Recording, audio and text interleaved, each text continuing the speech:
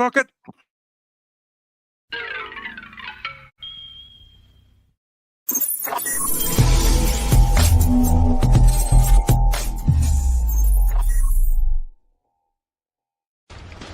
Hey, Jack. All right. You got this stuff? Yeah, all cleaned in oil. Oh, yeah. Beautiful. Beautiful. Let's get it on. Who are these guys? It's my theme music. Every good hero should have some. Hot damn, it's time to get down to the jam. It's time to get down, it's time to get down, it's time to get down to the jam. I said it's time to get down to the knowledge, gonna get on down with the know. On the morning coffee show, on morning coffee with Keith, here on Pop Culture Minefield.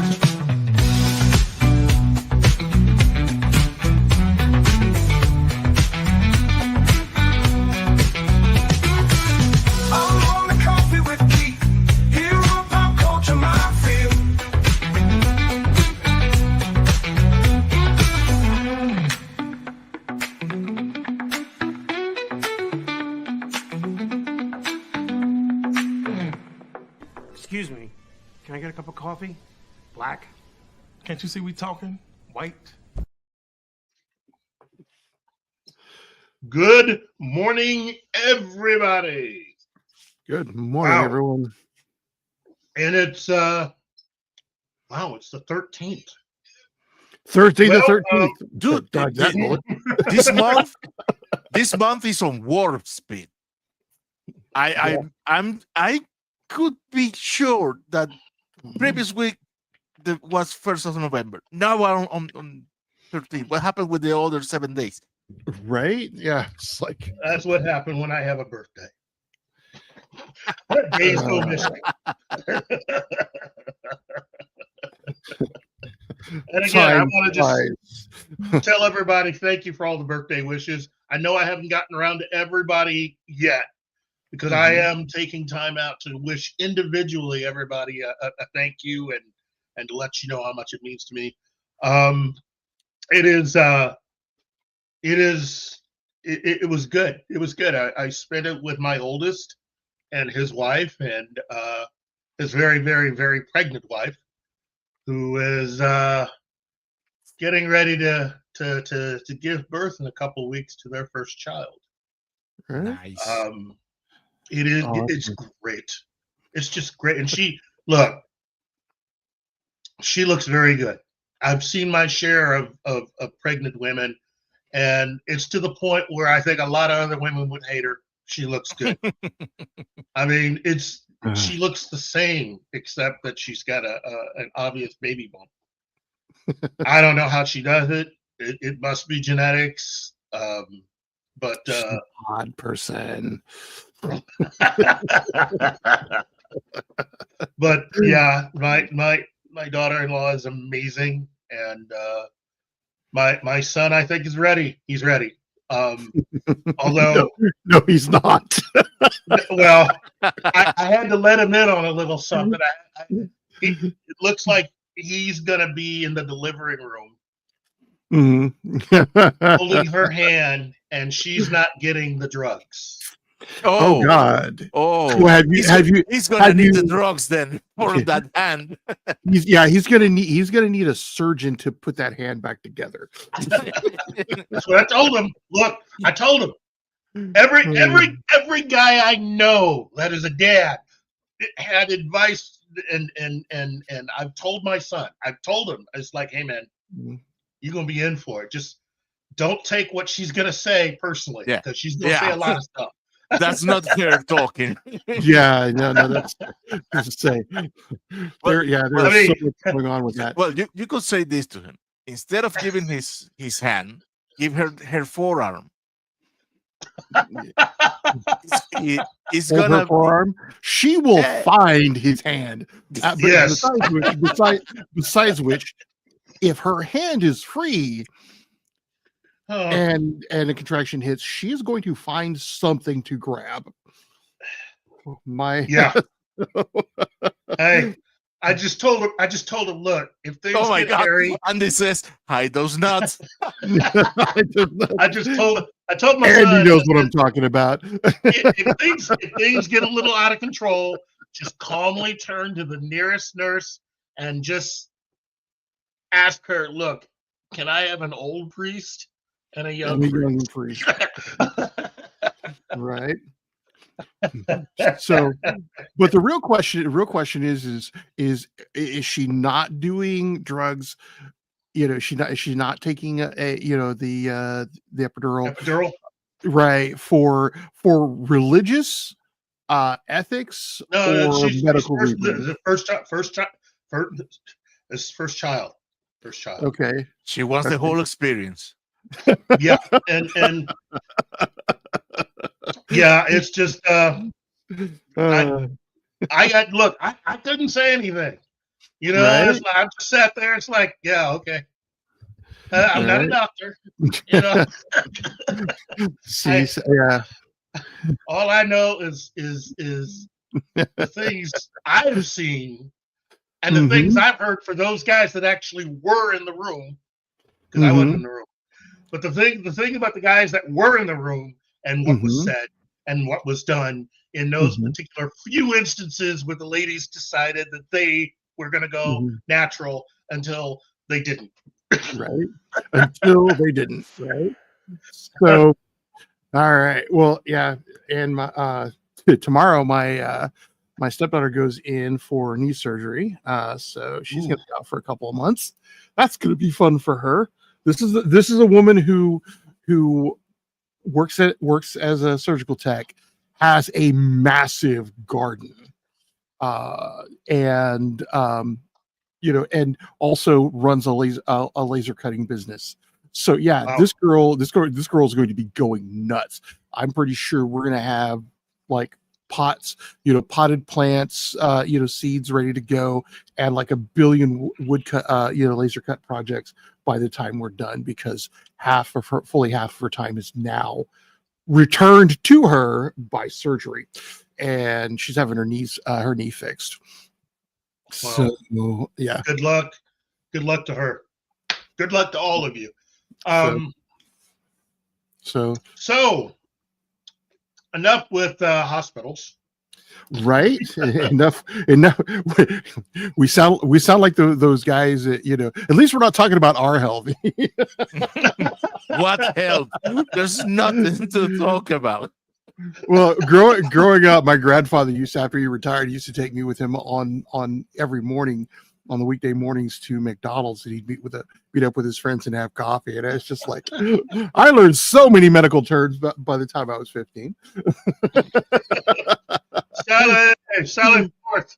Hey, look, good. Congratulations. Look, my mom had 4 boys, and if I remember correctly, the deal she had with my dad was she wanted a boy.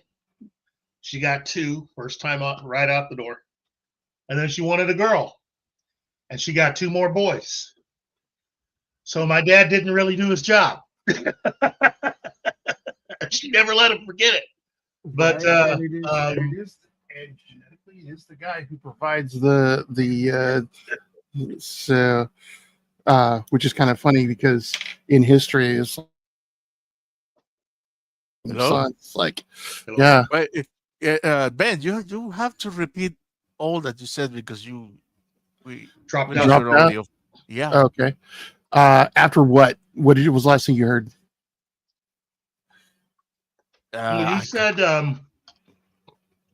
He said traditionally it's been and then you dropped.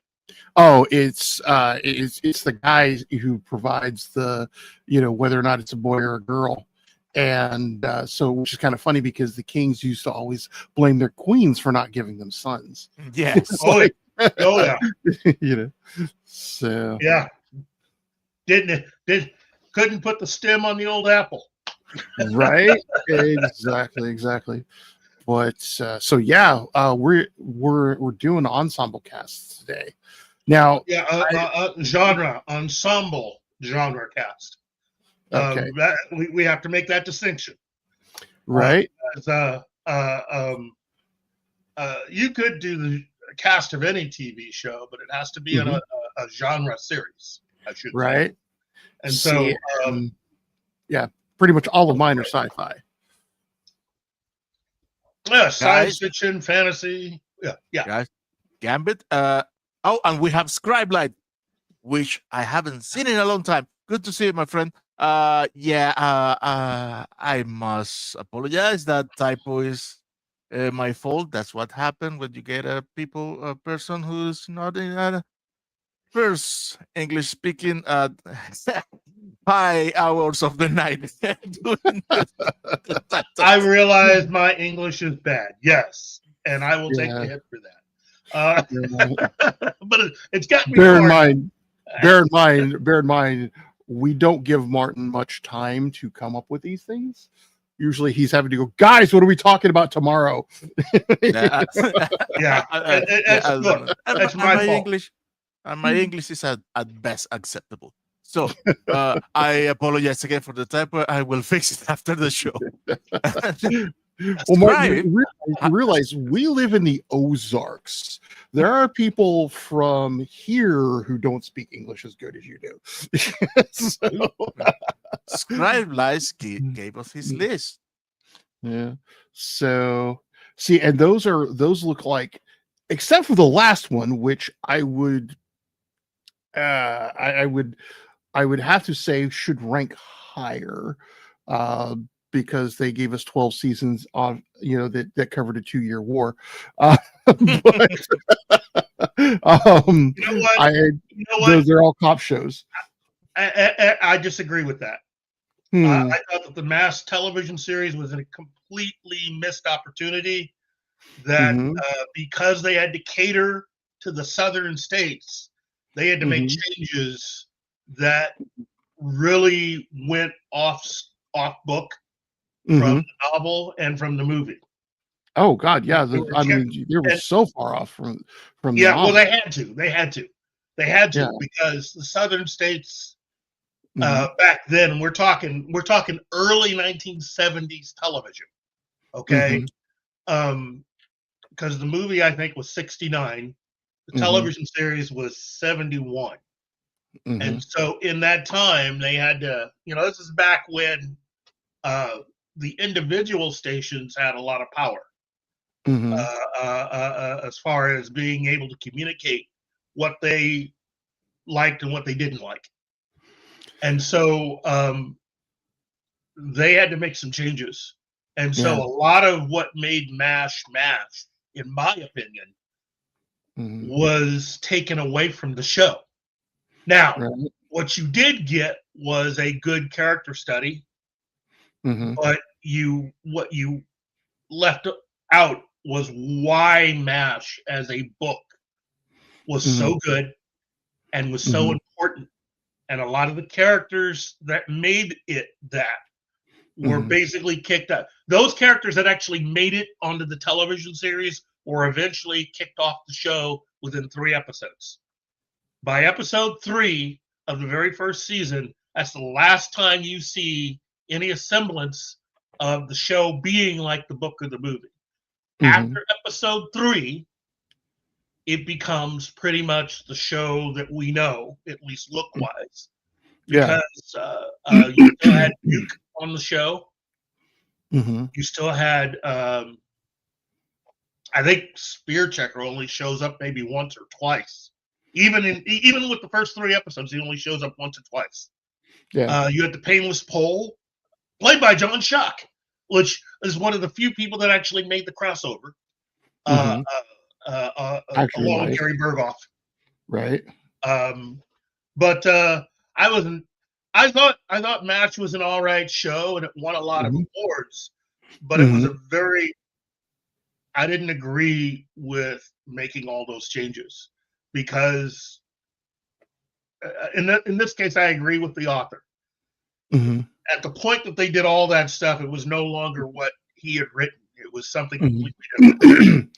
But as a cast, see, and that's as a cast. As a cast, I think, but here, okay, so wait. Real Popcorn Geek. Wait, before you entered that, and yes, Mhm. we were thinking about the same. Let's establish the rules Exactly.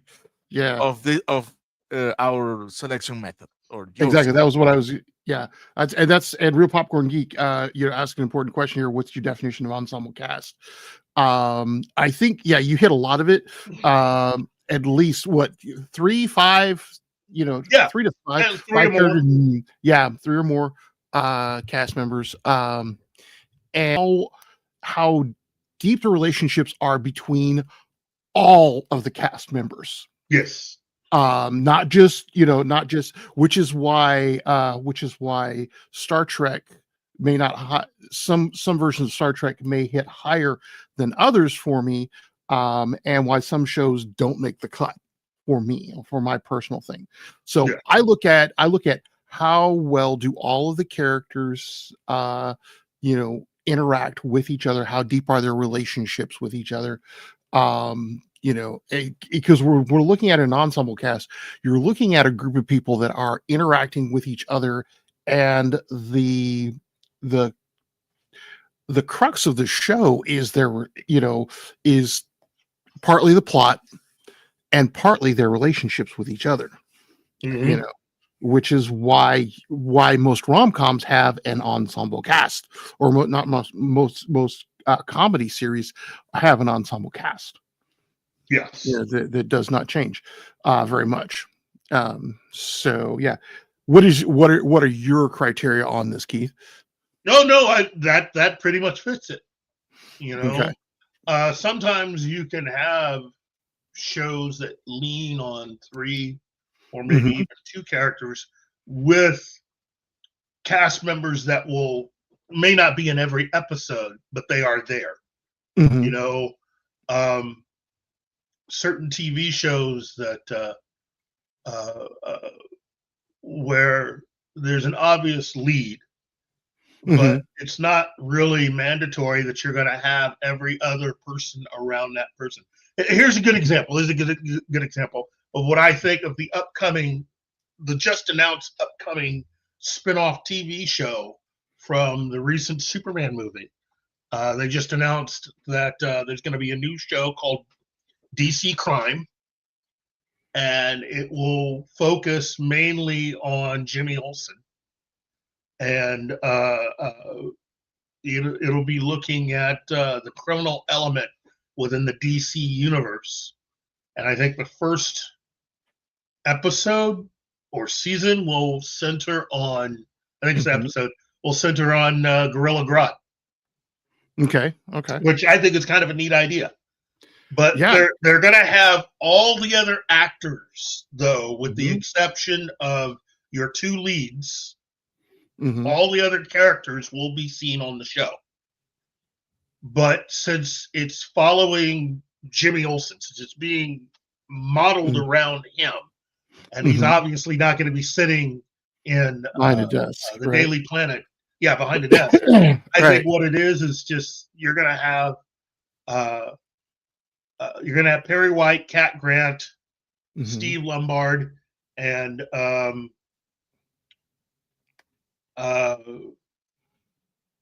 man, who else? Let's see. And Ron Troop. Now, Okay. I'm Yeah. excited because now they're going to give Ron Troop an opportunity. Unfortunately, I don't think he's going to be in every episode. And again, Yeah. as I've said in previous episodes, Ron Troop is one of the most important long-running Superman characters that Mhm. a lot of people don't or aren't familiar with. Mhm. But unfortunately, if we as an audience aren't that familiar with them, Hollywood even less so.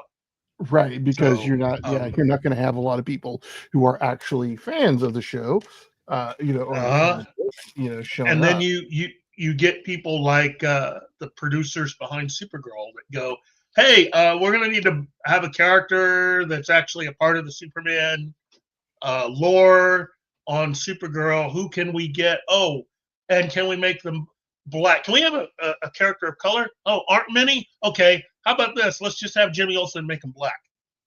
Let's and that does an injustice to a lot of the characters of color that are already out there. Well, but there is one character of color who would have made way more sense on Supergirl, and that's Ron Troop. Mm-hmm. Because and the reason for having the character, according to the Supergirl series, is that Cat Grant was starting her own magazine. She wanted the best reporter. And again, I say Ron Troop because Ron Troop is the second best reporter at the Daily Planet behind Lois. Mm-hmm. And I love that. I love that it's Lois, Ron, and that not Clark is automatically assumed to be the best reporter because he's not. Well, yeah. Well, that's because at least in the comics, he doesn't write too many articles about himself. So Right, exactly. Which is something I did not dig with the current Superman. But anyways, that aside. That aside. So, well, let's get to our list. Let's get to our list because Okay. I think we're all chopping at the bit, and you know what? Considering how lively you've been, I'm gonna give you the opportunity to start us off, Ben. What's your number 5? My number 5 is going to have to be the 1970s Battlestar Galactica. Wow, good choice. Yeah. It was I'm sorry, one season, right? And it was because they were so influential. Now the reason it's at number 5 for me is that it was, first of all, it was in the 70s when they did not have the same, they were aiming at for a lot of the stuff. I did not get too much into the 0409, the more Battlestar Galactica, because it became too angsty for me, and I'm going, okay, I'm just going, this is not where I'm going to be, which doesn't make it a bad show. It's just not my show. But yeah, you had your interactions between all of the cast, but they weren't as deep, and that's a problem with 70s television. Is that there were your stars, and which centered on Starbuck and Apollo a lot, but then you had Adama and Ty and all of that, so there were that was a good one. So that's my number 5. My number 4. Wait. That's good. That's good. I like that. Let me give my number 5. Okay, drop yours. What's yours? Okay. My number 5, and trust me, I had a hard time deciding my top 5. I almost wanted to change my mind and turn this into a top 10 list. Right. Because there are so many casts that are, in my opinion, that good. Absolutely. And some really good TV shows. And trust me, by the time we're done with this, I'm pretty sure that a lot of people, especially in chat, are going to be mad at both of us. Right. Yeah. Because we didn't mention this cast and this show, or that cast and this show. Oh, yeah. No, we're going to leave out so many good shows. So for me, my number 5, I had to search, and it was a big search for me. Seriously, a very big search. And I chose you're gonna think this is wrong, but I chose Battlestar Galactica. But I chose the recent version by Ron Moore and David Icke. Okay. Actually, and what I've heard, yeah, I can't but agree with you. Yeah. I love the cast. And look, first and foremost, let me at least say this. I loved the 1978 Battlestar Galactica. I have met many of the cast members. I find them to be fantastic people. I love the fact that at least one member of that cast eventually played a major role on the new version. I love the fact that the new version found a way of incorporating the original show into what it was doing. Right. And found an in-show explanation for it that made way too much sense to me. I loved it. Right. I thought that also the changes that were made it distinct enough from the first series that you were dealing with a whole new series and a whole new take. Mm-hmm. David Icke and Ronald D. Moore should basically they should have gotten all the awards, because what they did with this show is they not only showed that you could change the premise of a show, Mm-hmm. but that you could also redo a lot of the characters and still bring in, just incredible storytelling. And this cast was amazing, top to bottom. Edward James Olmos, who I've had an opportunity to meet. Mary McDonnell, Katie Sackhoff. Mm-hmm. I mean, just Jamie Bammer. The entire cast was just Sam fantastic. Whitmer. Yeah, no, they were. and let me at least do this, because I know I didn't originally put this up there, but this is something that I want to do. Seeing as how I like this cast so much, let me also name an episode that gives you a good example, or at least the best example of what I'm talking about with doing this list. For Battlestar Galactica, my pick, I picked the first episode of the series. Most people would have started with the miniseries. I'm going to start with the series, which is the episode titled 33. 33 as an episode, to me, is just some of the best writing they ever had. And that's the first episode of season 1. Right. I love that episode. I love the tauntness. I love just everything about it. Is just, I can't get enough. Right. And I still think it's one of the best science fiction series of the 21st century, Battlestar Galactica. And again, Ronald D. Moore, mainly because he got chased out of Star Trek and went straight to this. Had he stayed with Star Trek, I think Enterprise would have been a much better series. Although, had he stayed with Star Trek, there never would have been an Enterprise. Right. That show would never have existed. Yeah. And I have to agree with you. I mean, it was a good show. I just don't have enough familiarity with it to put it on my list. Yeah. I can't gainsay that as a good choice. It's probably better than the original Galactica. But I think I went into it expecting it to be more like that. And my 70s self was disappointed. And I'm going to have to give it a full chance later on. Well, I mean, is there an episode of is there an episode that you think really represents, how you see the best parts of what Battlestar Galactica, the 78 series, means to you? Is there an episode? It has been so long since I watched it that I could not name individual episodes. Well, look, let me name mine. From the original series, War of the Gods. Okay. That's a 2-part episode. That is just, it's got Patrick McNee, who was also the original narrator of the show. That's his voice at the beginning of every episode of Battlestar Galactica.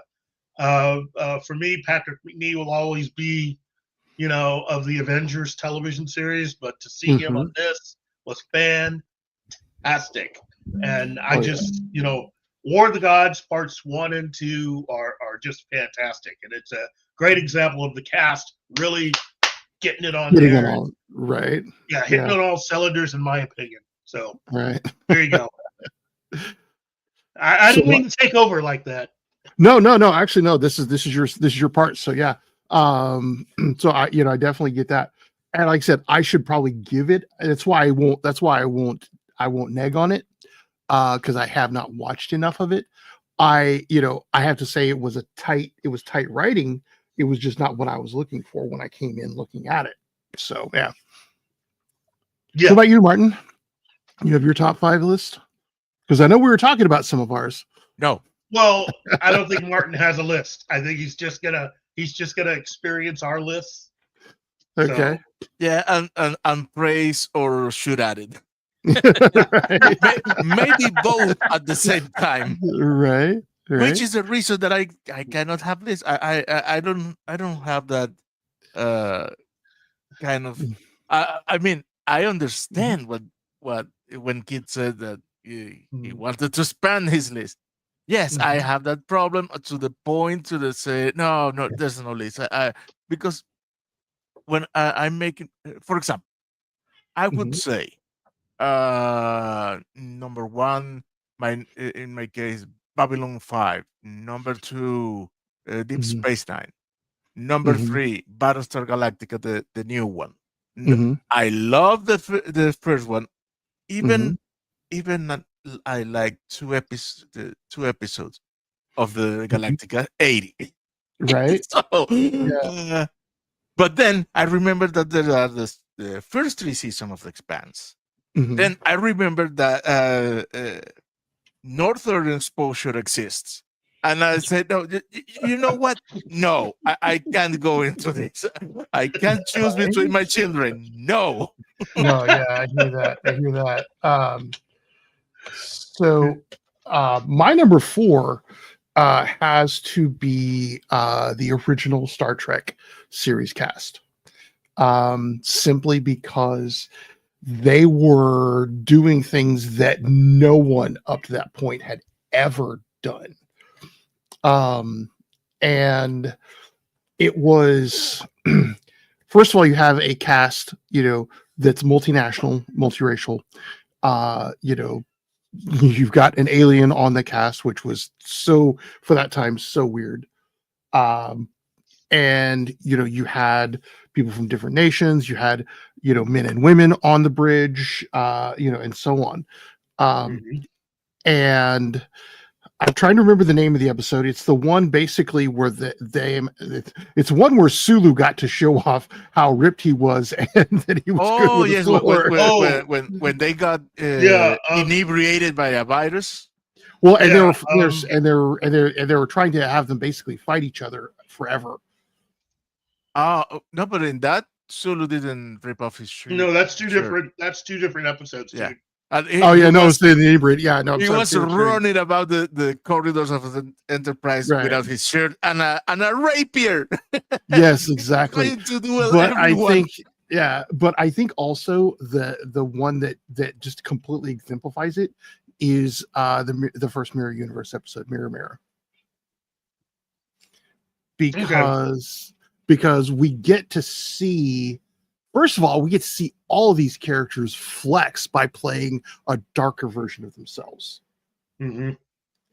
But we also get to see the crew responding to Mirror Kirk on both sides. Now, my surprise was seeing that the meanest one was Chekhov. Yes, yeah. Well, given the time, he was Russian. They were like, yeah, let's make the Russian the real asshole. But yeah. I think that was the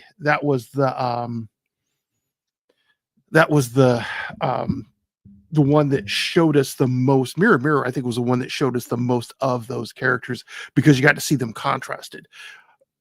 Star Trek falls where the original series falls where it does, primarily because the depth of the relationships between the characters does not hit as deeply as it does on other shows that come later that have that experience to draw on. Yeah, well, the thing that they were hyper focused on the trio, and they were, and that's There are two or three episodes in Star Trek when you really see how deep those relationships go. Yes, exactly. It's just that you don't see that as deeply as often as you'll see in some of my later picks.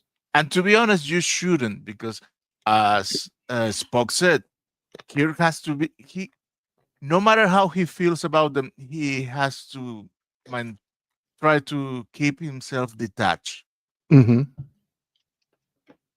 Yeah, because he has How what Spock said. If you look anything less than perfect in your eyes of the crew, Hmm. you're not an effective commander. Right.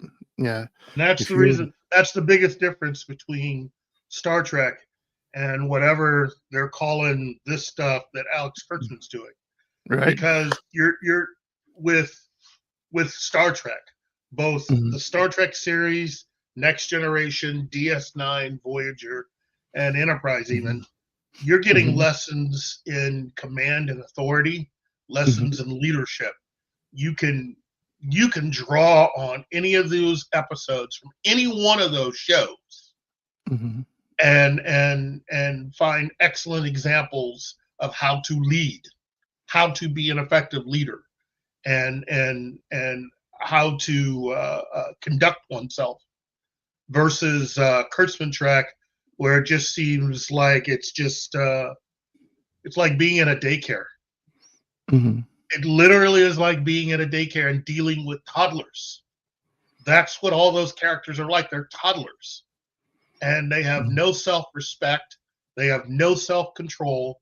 They all talk like, everybody talks like they're like 13 or 14 years old, Mhm. and just the genuine disrespect, even in the bridge scenes or whatever Star Trek supposed show that Kurtzman or Goldsman are doing. You pick any one of their shows, man, I'm telling you, if any one of those crew members on those shows had served under Kirk or under Janeway, they would have been in the brig within 5 seconds.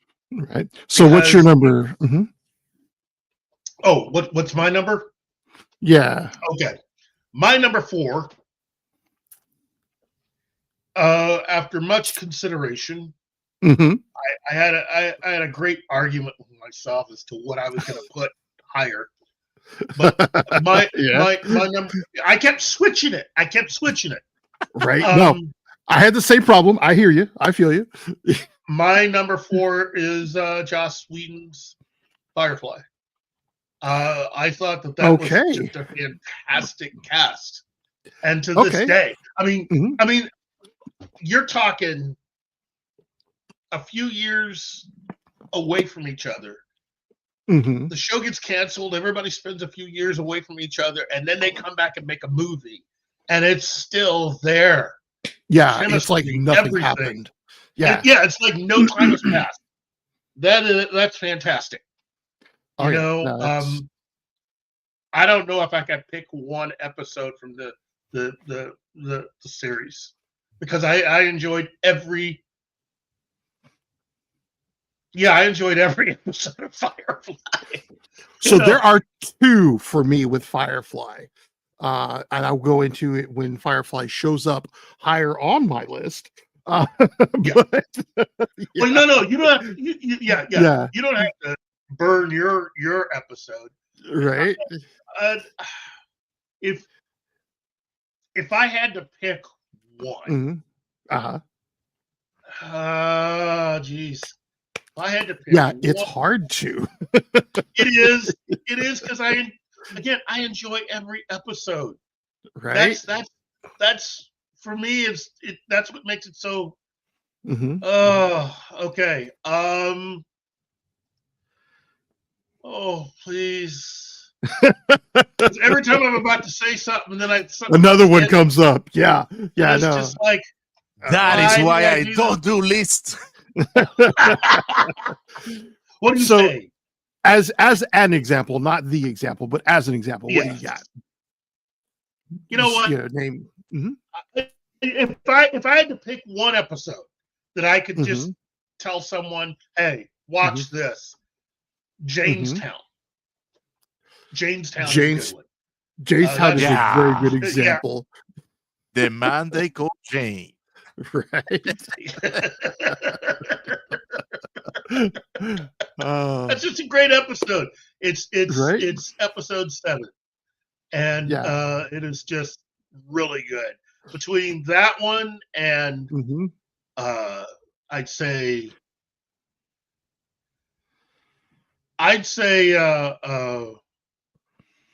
The Message, Mhm. or even Trash. Trash is a good one. Trash is a good A one. lot of ladies enjoy that episode. Trash.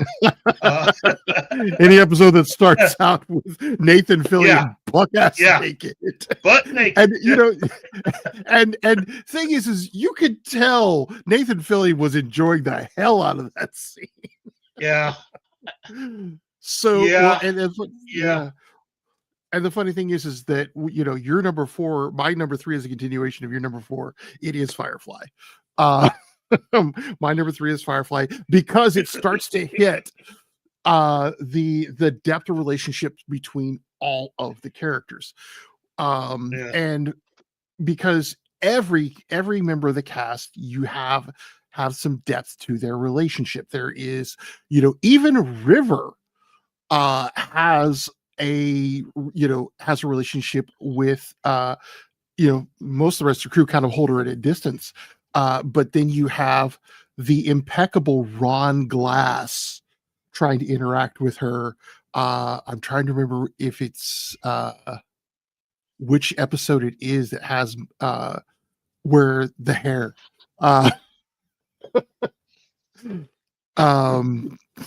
it's still there waiting.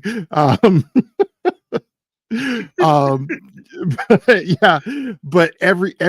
almost every member of the cast has a relationship with every other member of the cast. Now, for me, 2 of the better episodes like that are oh god, okay, now I can't remember. Shindig. Yeah. Shindig really illuminates the relationship between the rest of the cast, and then between Inara and Mal. Malcolm, yeah, and Mal. But trying to remember the other one. Oh god, now it's the name of the planet. Lorelei? Lorelei. Not Lorelei. Ariel. Ariel, there we go. Ariel, yeah. Ariel really solidifies a lot about Jane. Because I recently went through and watched these episodes, and Ariel shows us the depth of a lot of the characters. Especially shows us the depth of Simon. Like this man just shows up and goes, "I've got a job, and here's how you'll do it." I mean, which leads to one of my favorite. No, go ahead. Which leads to one of my favorite lines of his afterward in the next episode. It's like, I was thinking about growing a big black mustache. I'm a traditionalist. So, between him and Book. But but every member of the cast, how they're gonna, you can see how they react to one another. Even River, who is, who in War Stories, scares the living crap out of Kaylee.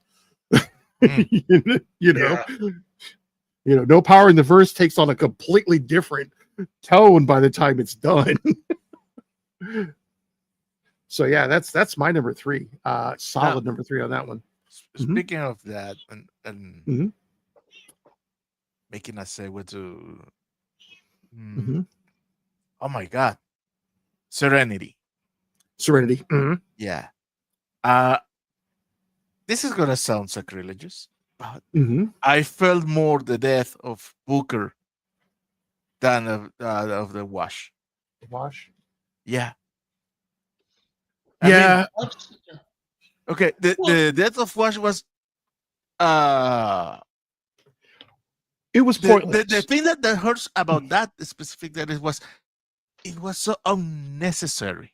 Yeah, it was pointless. It was not part of any part of anything. But I always felt more connected to the character of Booker. Book than to Wash. I think because you see, Wash is always deflecting, while Book was always direct to the point. Well, I think had the series been able to go on and get into a second, third, fourth, and go 5 seasons, I think you would have felt differently about Wash in the end. Because, I mean, I don't know if you know this, but Wash was always going to die.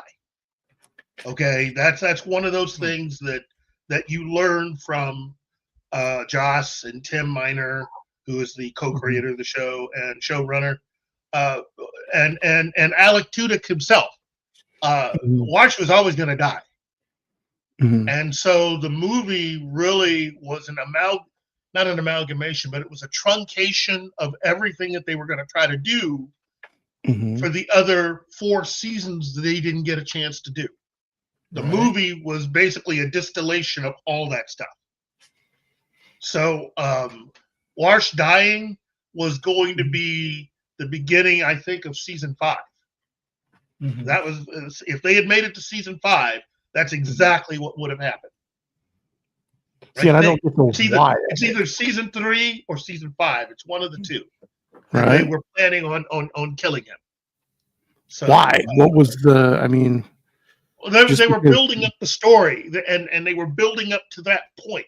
But you were also going to learn a few more things. Nah, that's the same. Do that. Nah. They cannot. I won't buy that. They wanted to kill Wash for the same reason they killed Fred and Angel, and it was to mess up with the audience. You love this character.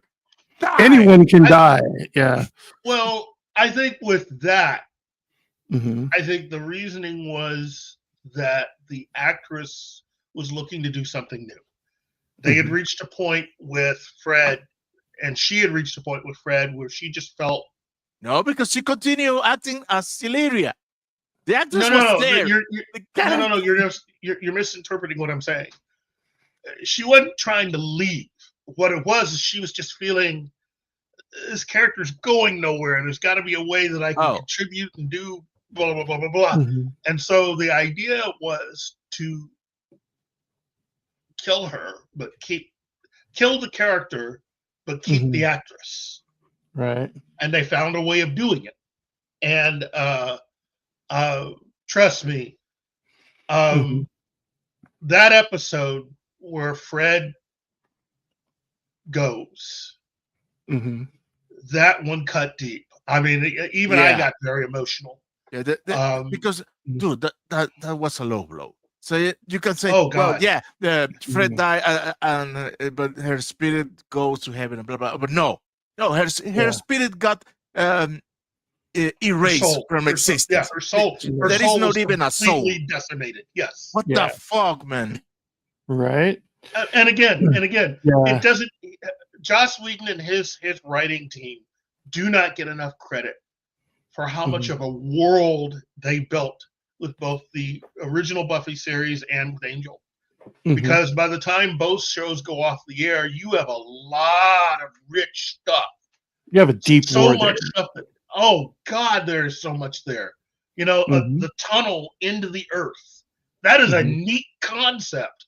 You know, where there's this tunnel and it's kind of used as a jail. And oh my goodness, this just it's just so much there. And I really, really desperately hope that the people behind the new Buffy series will kindly tap into some of that, because there's not a lot you really have to change. You just got to access it. You got to use it and be smart about it. That's all. Right. No, exactly.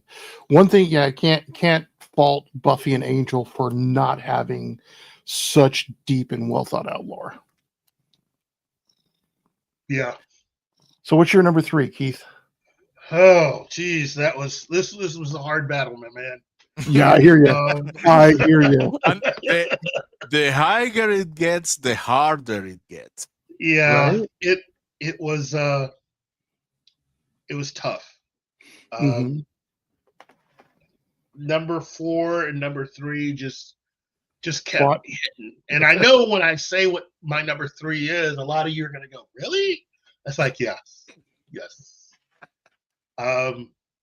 It for me, it's probably the best science fiction series of the last 15 years, and it's The Expanse. Okay. For a show that started out as a Sci-Fi Channel show, Mm-hmm. for it to have just become what it was on the one hand surprising, but on the other hand not so surprising when you look at how that show was put together. This was a master class in how to adapt a television series. And the first thing they did was to get the authors on board and have them. It's the same thing they did with Harry Potter. I mean, I can't be any clearer with this. Right. Okay, there is a reason why this works. You have the person responsible for the character that is there working with you. I don't know why a lot of others who try anything like this don't get that. Right. I mean, it's just it's the simplest thing in the world. The simplest thing in the world. Just have them, to me, that's also part of the reason why The Next Generation worked. Mm-hmm. Because you had Gene Roddenberry there.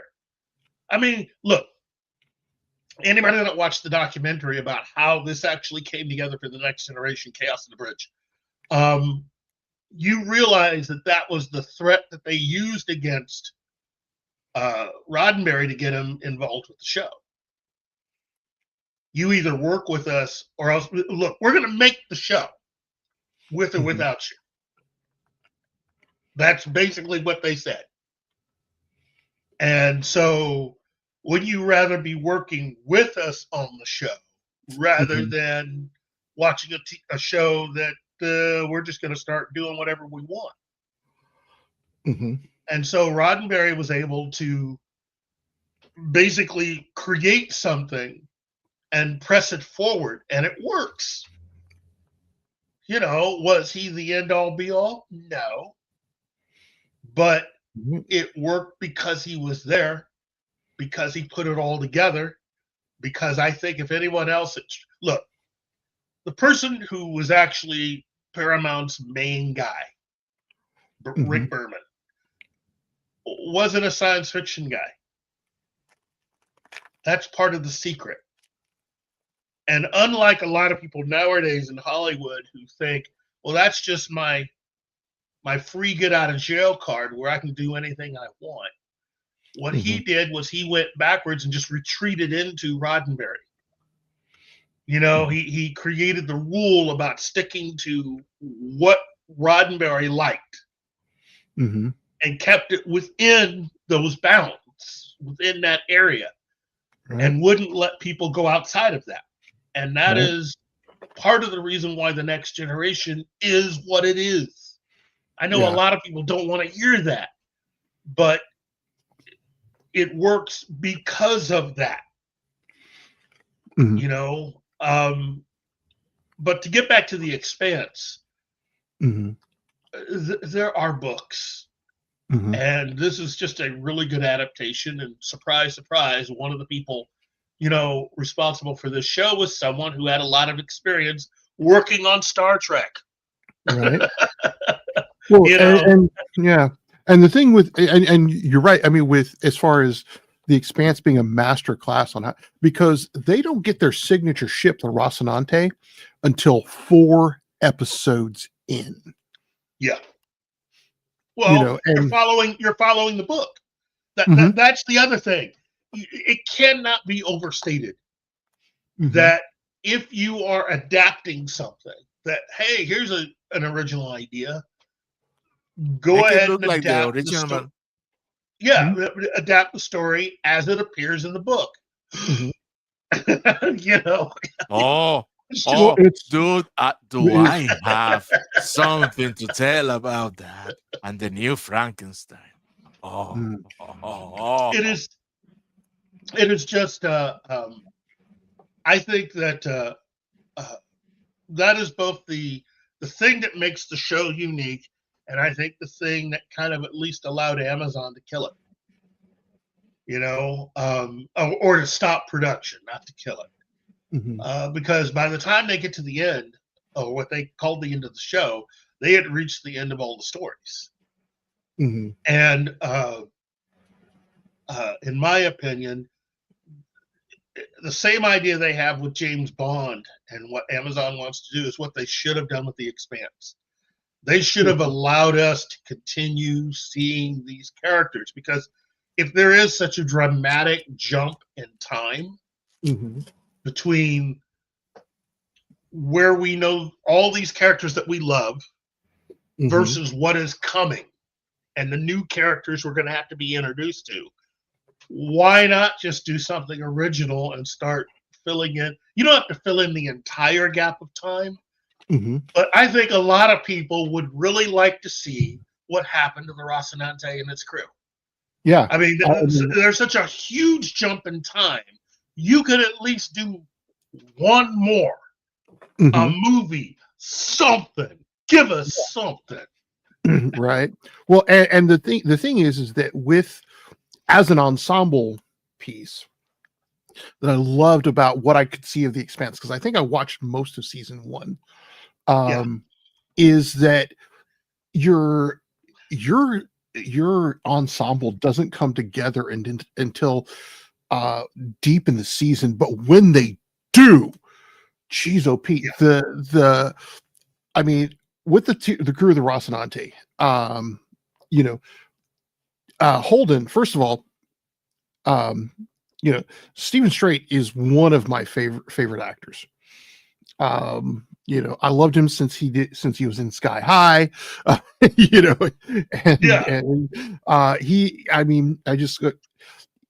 has that ability to be sincere, on a lot of levels. And you pair him against Thomas Jane later on in the series with Jane's world weary, PI, who is just he was the best character.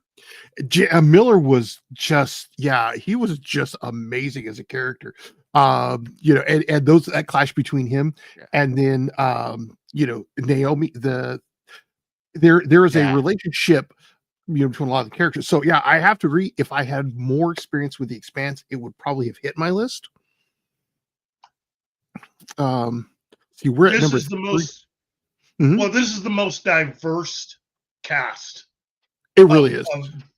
Look, The Expanse in every way, shape, or form is what Alex Kurtzman was really trying to do.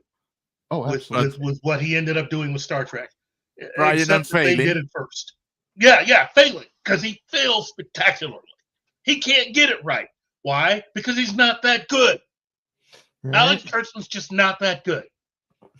And he needs to and the other thing was, it's kind of slimy when you hear that part of the reason why Picard season 1 failed was because he was betting on The Expanse being canceled.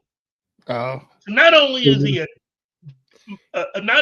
a bad guy, he's a bad guy hoping that this show that was way better than his got canceled, because he not only wanted the space, because the studio that they filmed at was the same that The Expanse filmed at. And he was hoping to not only take over their stages, he wanted their sets. And he was planning on getting the sets from The Expanse to use for Picard season 1. And didn't get it because Amazon and Jeff Bezos came in and rescued the show. You see, here is when Nelson laugh is granted. But he had some. They had some great actors and some great characters on that. Oh God, yes. So we're at number 3, right? Yes, we're at number 3. Let me at least also say one last thing about The Expanse. Cara Gee deserves some money. She deserves to get paid. CBS. Okay.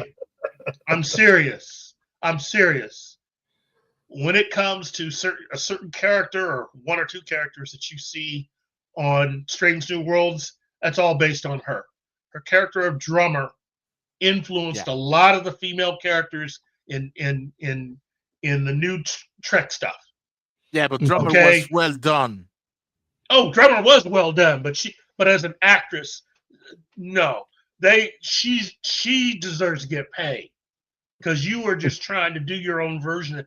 A lot of these characters that Kurtzman came up with, the guy has no imagination. That's the reason why everything he does seems to be a takeoff of something else that you've seen. He has no imagination.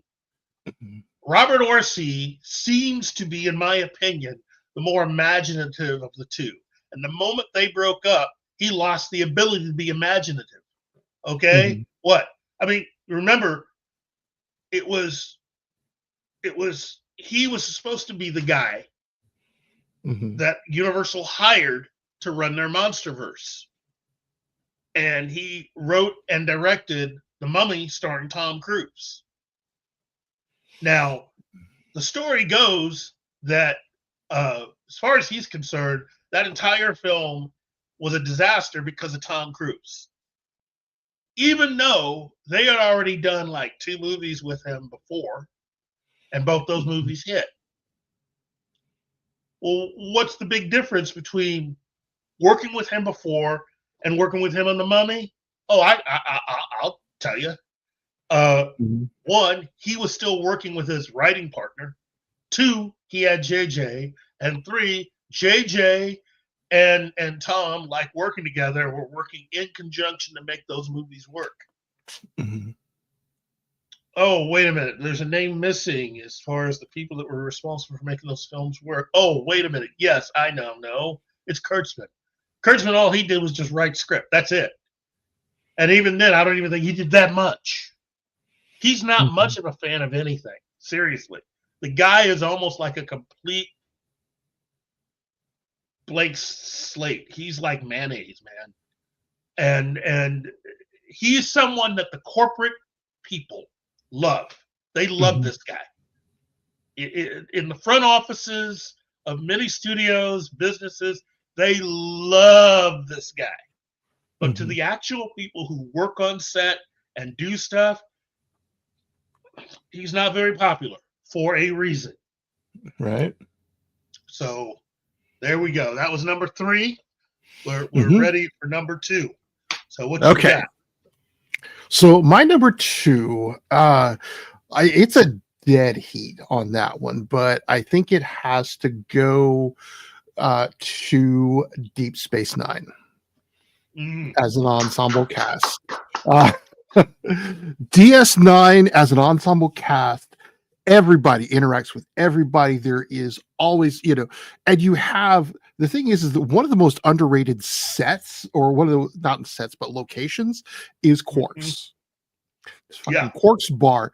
Everybody ends up there. The promenade. Yeah, the promenade overall. But I think Quarks is where, Quarks is also where we get one of the best sequences in DS9, and it's the root beer. It's the root beer exchange between Quark and Garrick. It's that, because talking about, it's sickly sweet and cloying, but it grows on you, kind of like the Federation. Because it is one of the best depictions of the Federation. But every character has a relationship. And oh man, and there is an episode for any given character's relationship to it, any other character.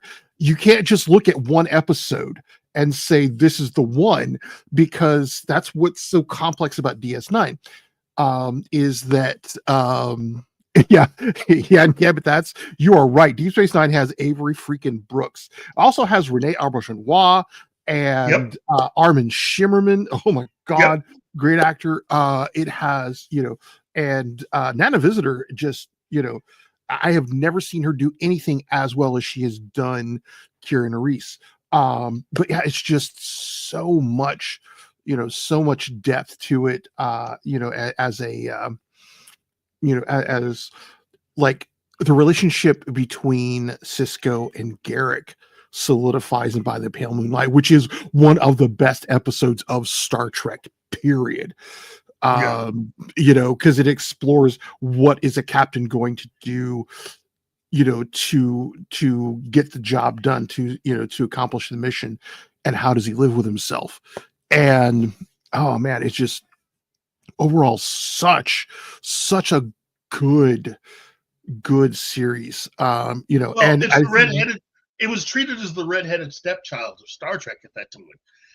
And when the thing that really got me about DS9 is it's a complete story. Unlike all the other shows, there's a beginning, middle, and an end. And when you reach that end, you don't want it to be the end, but you also realize all of these characters' lives have been changed. They are different people than when they stepped on board the station. And they all have a purpose. They all have meaning. They all have depth. To me, the final season, really the final 5 episodes of DS9, might as well just be a movie. And those episodes, the whole war thing with the Dominion was just incredible. I really would like to beg the new owners at Paramount to go ahead and spend some money and to just upgrade the look of the show. It's time. It's time to kick this up to 4K. Please. Some of the stuff that it's some of the stuff that I've seen online on YouTube. Oh my goodness. Oh my! There are episodes of DS9 that could easily go on the big screen. Oh, hell and well, and I just I mean, DS9 really, and Real Popcorn Geek, DS9 is where Worf and O'Brien really got shot. O'Brien was the perfect pick for the chief of ops, for that, because this is a dude who knows how to get shit done. He is not Geordi LaForge, who was one of the greatest engineers in Starfleet. but if you need a problem solved, you get a chief. And O'Brien is the guy, because O'Brien was like the hero. This is a guy who had complete job security on DS9, because you're trying to get Federation tech to work with Cardassian tech, which and do it all and teaching Bajorans how to do it. Temperamental Cardassian tech. Temperamental Cardassian tech that was sabotaged deliberately. So I mean, you don't throw Geordi at that, because there's no regulation for that. There's no neat organized answer for that. You throw a chief at that. Because he knows, somewhere in O'Brien's tool chest, he doesn't have a hydro spanner or a tricorder. He has a roll of fucking duct tape. So I mean, when they make the upgrades to the station and fight off fight off that whole thing with the Klingons.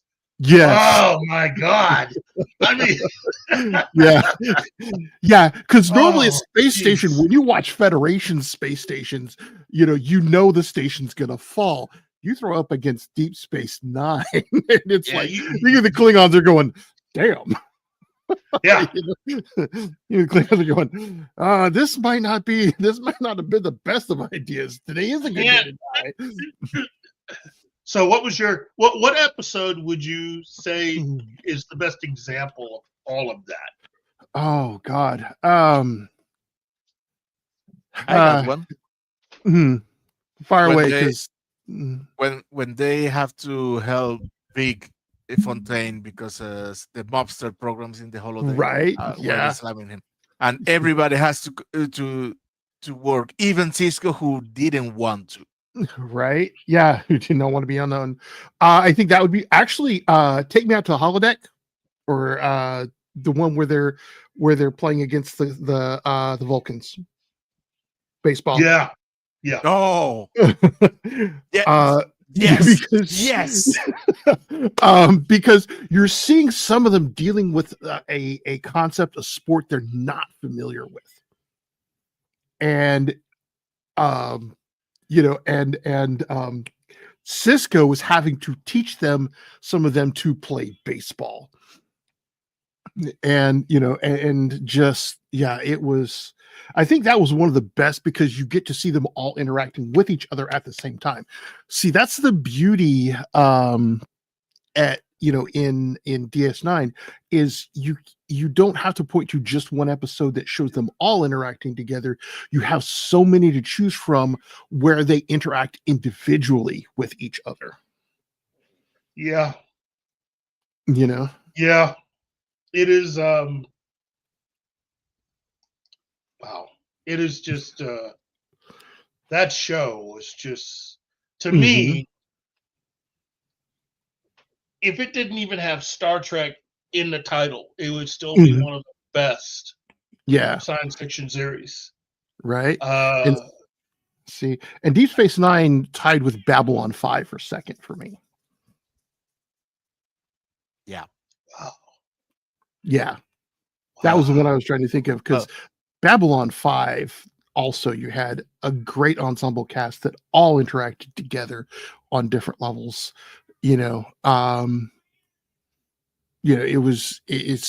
just, but Deep Space Nine wins out over Babylon 5 for me. Okay. Yeah. I would have to look just to put it out there for DS9. I would have to go with a call to arms for DS9 is to me a great example. And I would somehow like to be able to tie that to A Time to Stand, because really that's one. I mean, I know that's like the final episode of season 5 and the first episode of season 6, but it just works out so wonderfully together. That's a great cast, and it's the Federation and Cisco leaving Deep Space Nine as the Dominion takes over control of Terek Nor or DS9, and them having to fight to get it back. Oh, yeah. Oh, geez. See, I'm getting goosebumps. Look at all these goosebumps. Jeez. That is good. That is the best show. I don't care. Hate me, love me, agree with me, disagree with me. I don't care. Deep Space Nine is my favorite Star Trek production ever. Yeah. And it's hard to beat. And we have a message from Deep Space Nine to Kurzman Trek. It's a fake.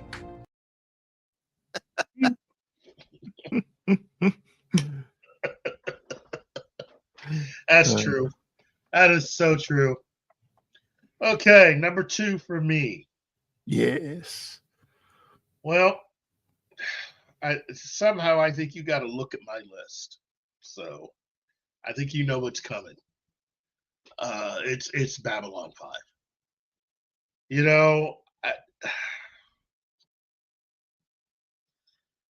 Oh geez. I think the world of that show. I really do. I want to thank really everybody involved with Babylon 5. But that cast was just whew. I have met quite a few members of that cast. And I just want to say it's hard not to get sucked into that show, no matter where you come in at, and not ride that all the way to the end. Yeah. It is. I mean, I'm gonna tell you right now, okay? My episode is War Without End, parts 1 and 2. but it's a hard episode to watch if you didn't watch everything that came before that. Before that, yeah. You got to earn your way to that. You have to earn your way to those episodes. But for everybody that ever followed me and followed my advice when I told them to do that, they will tell you, yeah, it's a little strange, it's a little out there, but it is worth the wait when you do it. When you earn your way to War Without End, parts 1 and 2, oh my God. Oh my God. That cast just clicks. Well, War Without End pays off on something that happens in season 1. It's a throwaway line. Well, no, it's all of it. It's building towards that. You need to build towards that because then everything else really takes off. And then you have, but the other thing about Babylon 5, and I keep saying this because all other shows like this do not do this. Mm-hmm. The books aren't just for decorations. The books aren't just made to just sort of take up space. The novelizations are there for an additional purpose. Right. Even the novelizations of episodes that they actually filmed. Mm-hmm. Because there were things written in those episodes that they weren't able to show that are still important pieces of information, clues, and other things. Right. So that it makes it to where you can't skip reading those books. You've got to read all the novelizations now. You got to read all the books. Mm-hmm. And the first original book that they had that came out which an original story takes place after the end of season 1. Right. And it shows you what Sinclair is going through as he arrives on the Minbari homeworld. Yeah. And it introduces you to the character. Mm-hmm. It is the first time you ever have a character introduced in a book that you would later see on the show. Right. So, Marcus is introduced for the very first time in the book. Yeah. God damn, Marcus. One of my favorite characters. Yeah. Damn. That was another low blow. Yeah. But if you did not read the short story that takes place after the end of the show. Yeah, I know, but know how Marcus' story ends. Marcus has an ending that others would kill for. and I'm telling you, his story is not over. His story is, if all you know is what you saw on the show, I want to give you this little bit without too much. His story is not over. Oh, Trust me. I know that he has his paradise-like ending with a copy of Ivanov and everything, but I didn't see it. I don't care if the books are canon. If I don't see it, it didn't happen. It's like the thing with Trip. No, Trip, he really didn't die. He his death was fake to become a covert operative. Yeah. Oh yeah, that is all good and dandy, but I didn't see it. Right? We don't get. Here's the thing, though. Unlike other TV shows, the books really are canon. It's not just words. The books are. That's because that's the way it was made, and even the comics are also canon because it's made with it. You know, the comic that they did, the first Babylon 5 comic was about. It takes place during Sinclair arriving on Minbar. So all of it's canon, and it all fits. It doesn't. In other words, none of the books contradict each other. Mm-hmm.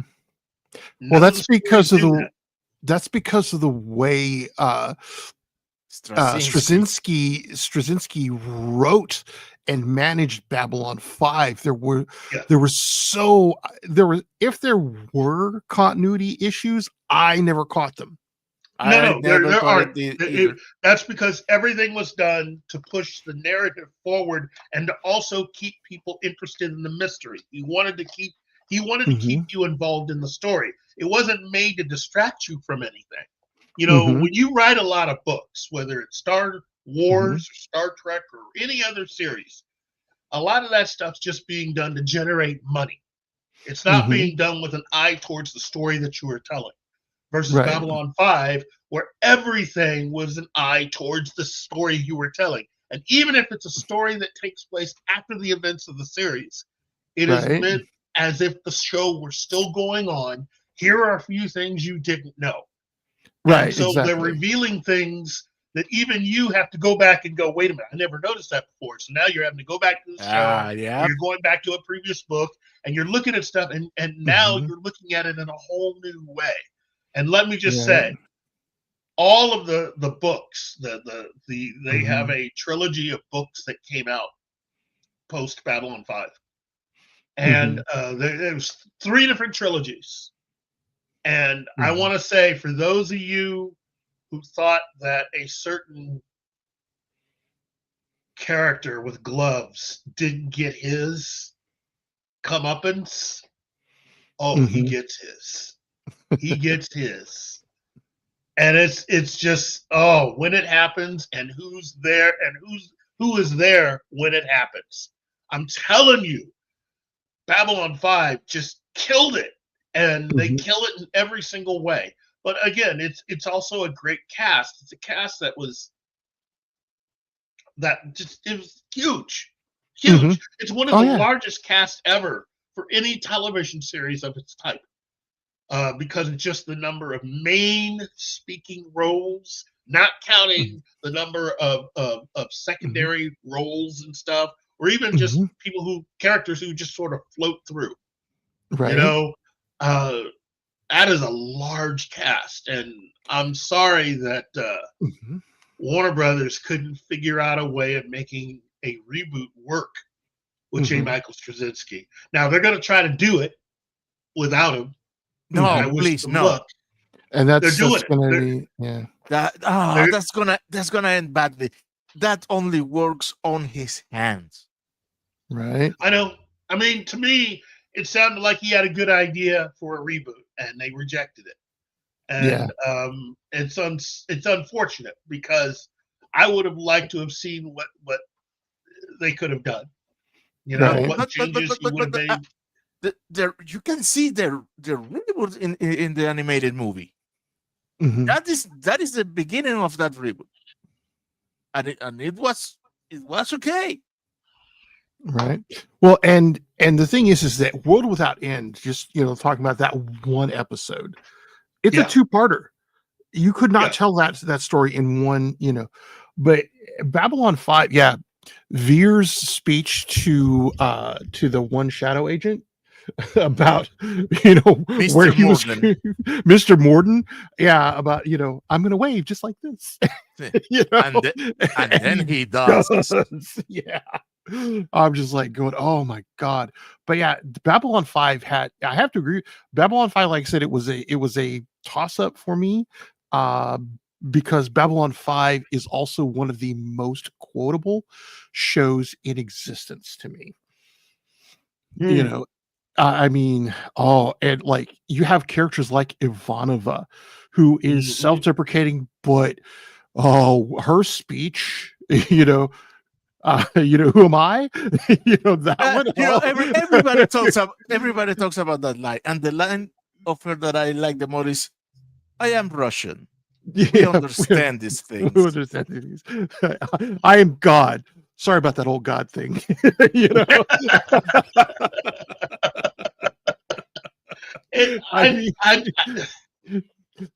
I can't get enough of the show. And, absolutely. Over the years, I have fallen more and more in love with the show and its cast. And I wish I had the money to get the 2-volume encyclopedia set that they put out. Hardcover, leather bound, signed. Oh geez, they put out some nice quality stuff. and somebody did their own like anime style of Mm. Babylon 5 years ago. They Yeah. did a whole sort of like Babylon 5 if as if it were anime, and it looked phenomenal. You know, Right. all of the Babylon 5 spin-off movies, all the little Mhm. films they had, yeah, right. But Yeah. I mean, it all fits, Oh yeah. and nothing contradicts anything they've done. Hmm. Even something like In the Beginning, Hmm. which is a really well done movie / miniseries Hmm. that helps to fill in a lot of the stuff that were only referenced on the show. Right. It all works, all of it. Right.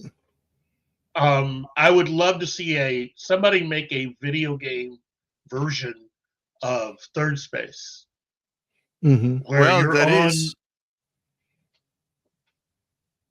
a Dead video Space. game. Dead Space Oh. is a ripoff of Third Space. Oh, really? Yeah. Is what now? Yeah. They even had the towers made of the three. I don't know how to say it in English. Right. Wow. It's a three-pronged thing that twists. That's from Third Space, and Mm. Wow. they took it blatantly and put it in Dead Space. Right. Wow. That would be fantastic, because Right. Third Space was one of those movies that was just like, let's have an entire movie where Babylon 5's getting the Blake beat out of it, and all these characters are taking a beating. And I'm like, oh my goodness, I can't believe it. Right. But it's just, yeah, Babylon 5 was just, Yeah. I mean, Babylon 5, it's just, it has, I mean, there are a few lines that just, I mean, the writing on it makes me go, I am not worthy. I mean, when in, oh God, I can't remember it, but it's, hold on, I'm looking it up now. There it is. Tell them from this place we will deliver notice to the Parliament of Conquerors that a line has been drawn against the darkness, and we will hold that line no matter the cost. I'm just going, oh, you know, but Delenn has the best line in the whole series. You know, of course. Okay, Yes. okay, hit me. Yeah. Only one human captain has stood against the Minbari Yes. fleet and survived. Yes. He is behind, me, and you are in front of me. If you value your lives, be somewhere else. Somewhere else. Yes. And they do. you know, As my grandfather used to like to say, cool. yeah.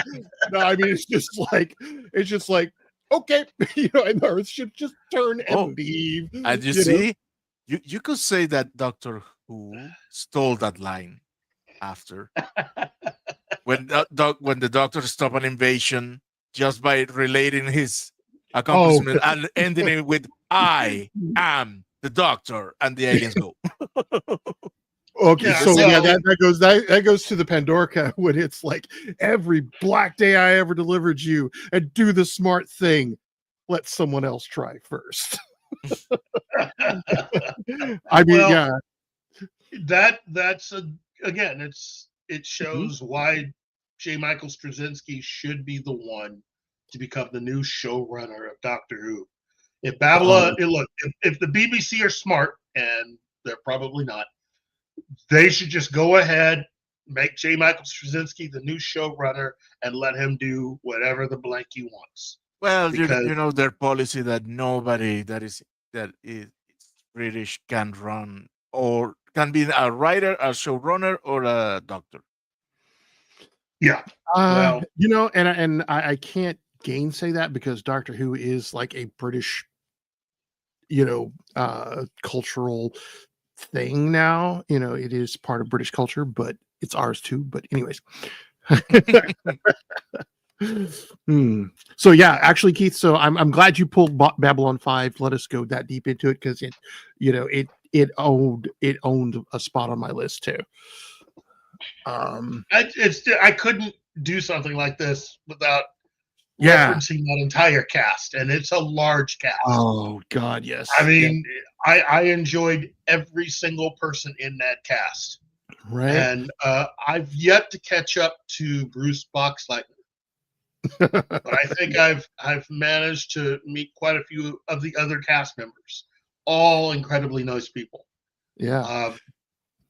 I just shake my head and I just can't figure out why Warner Brothers just didn't want to allow JMS to take another shot at this. You know, I wish the new people luck because you're going to need it. Right. But I got a bad feeling about it. That's all I can say. I just got a bad feeling about it. Right. So, well, and I have managed to meet Jason Carter. Yeah. Remember the card because he's at Vision Con like whenever. Yeah. So we're up to number 1. Yeah. All right. So my number 1 hits all the criteria that I want for the cast of an ensemble series, and that is Farscape.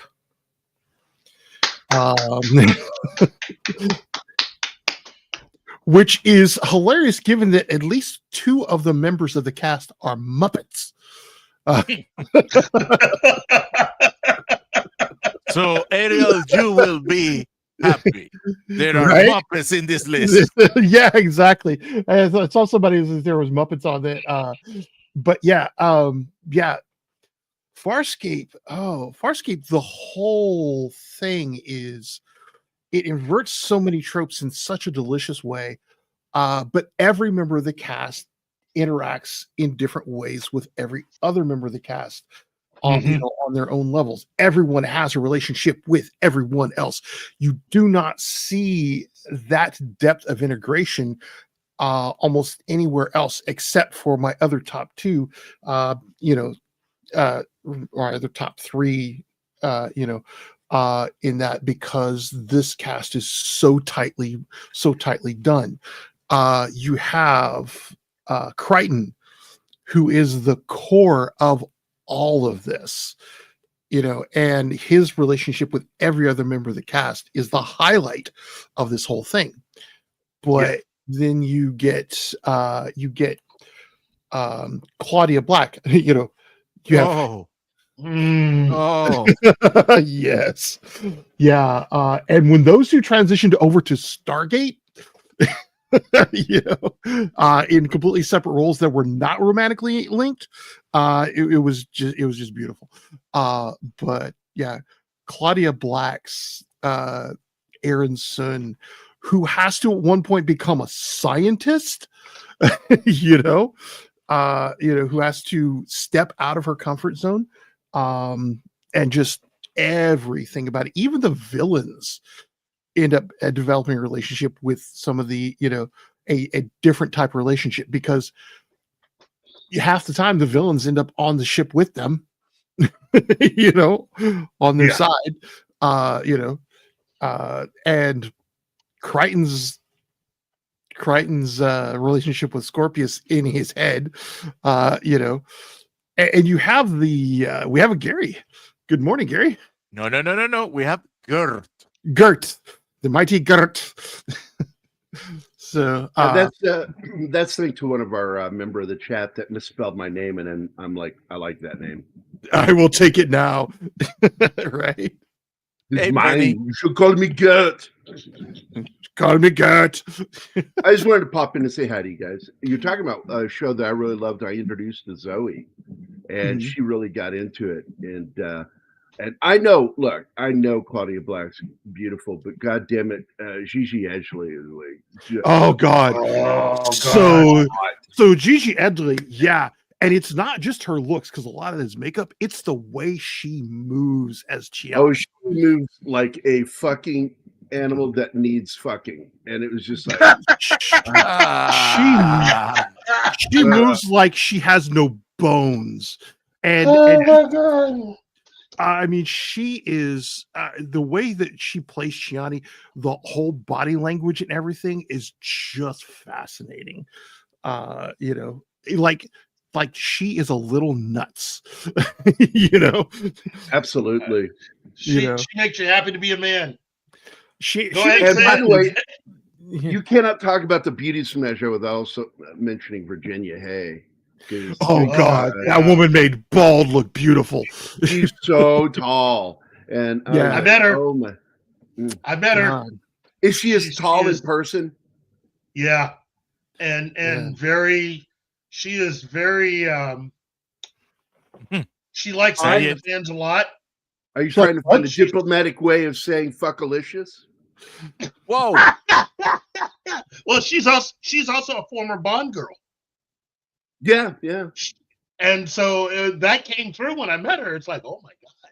If you didn't know this, Ben Browder is also a former Bond girl. No, I'm just making up shit. I didn't know this because it's not true. Yeah, because it's not true. By the way, before I go, if you guys get a chance to, if you've not joined our group on Facebook, you need to go over there because there's some funny shit that gets posted. And this morning, even though if you sat there and looked at the photo and read the story, you're like, oh, that's a really sweet story about Goldie Hawn and Kurt Russell, how they fell in love and have been together for 41 years, blah, blah, blah, blah, blah.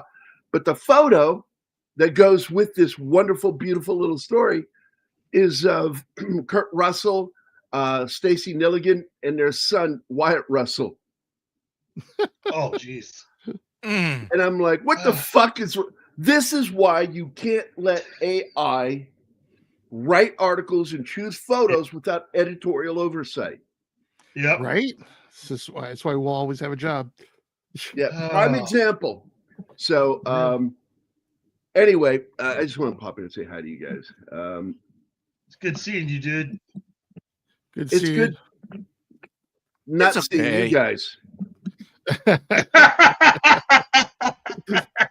I'm just looking at avatars right now. I'm well, like, yeah, that's the There we best part of go. your morning. Yeah. So you want to you want to see? Or I'm just- like Mark Hamill on the set of Empire Strikes Back with all the fucking Muppets and snakes. What are you saying, Gary? yeah. Well, I mean, Uh, I could just ask you to say Black Hawk. Black Hawk. Yeah, see, it just always sounds like you're saying Black Cock. Yeah. No, and funny thing is we're talking about a show that featured two Muppet characters. You know? Well, it's Henson Studios, you know, and it just what they pulled off on that show is fucking genius. Oh yeah, yeah. absolutely. They basically created this melding between Dark Crystal and science fiction and having human cast in there. But you brought up something about Crichton. What I loved about Crichton is, I mean, come on, man. This is clearly an inspiration from Buck Rogers. And it's like, it's not even hidden. It's like, wait a minute, an astronaut gets lost in space, ends up in another place with aliens, and ends up being a savior of kind. But the thing that was cool is, unlike Buck, man, Crichton was kind of a fuck up. Yeah, well, he was the weakest physically, and you know, I mean, there's one scene He wasn't where the they're smartest guy in the room, and he wasn't the strongest either. But he was an asset, and I love that. That's because he was so fucking unpredictable. But you know, there's one scene where they're talking about what he can't do, and they're saying, "What does that sign say?" And he cannot even see the damn sign. Yeah. you know, it's like, well, let me think about it. What sign are we looking at? I don't understand. Yeah, exactly. And you know, but by the same token, he is a catalyst for so many things, you know. And I love the relationship between him and Cadargo. What's that guy's name? Cadargo. Oh, yeah, the actor for Tony, Cadargo. Yeah, Tony something. I can't remember. Oh yes. Yeah.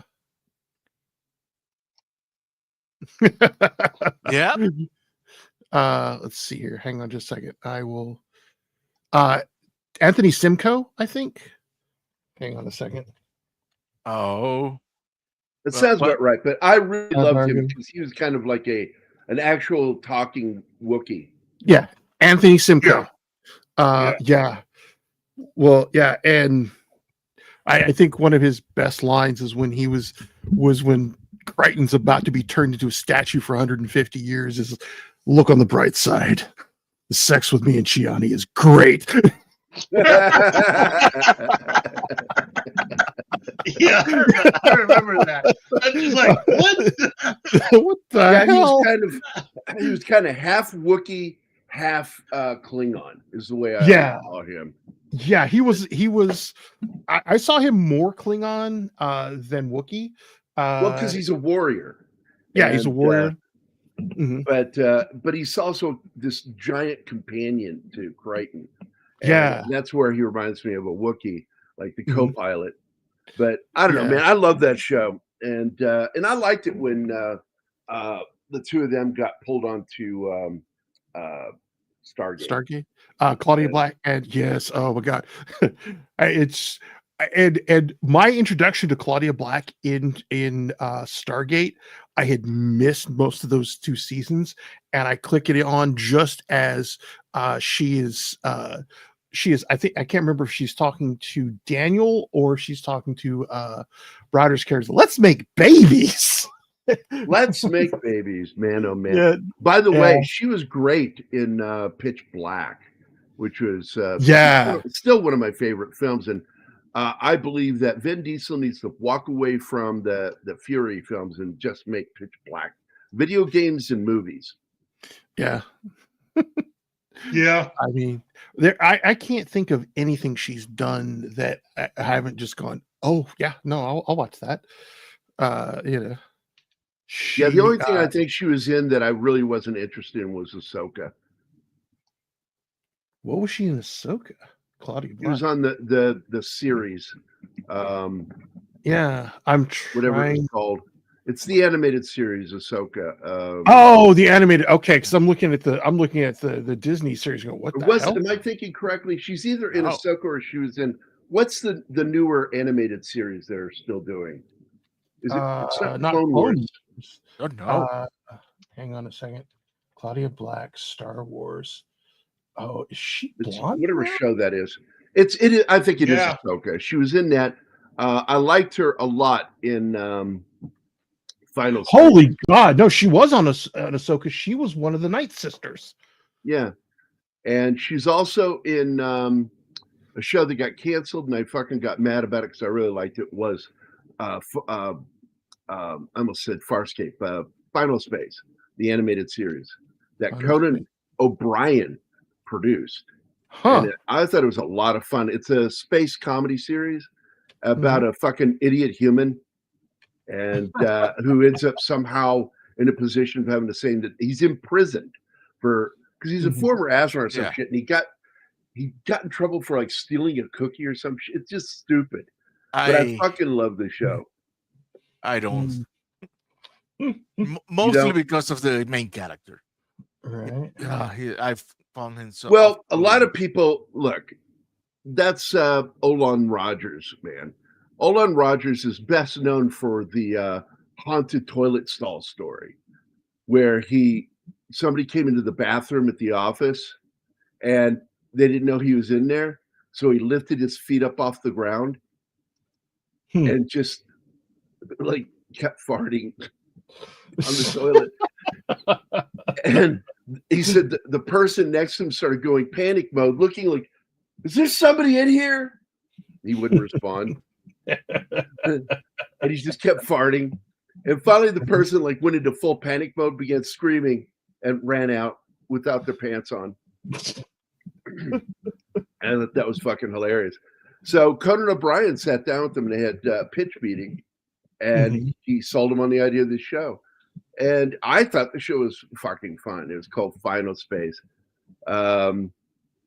It's like cartoon, hand drawn.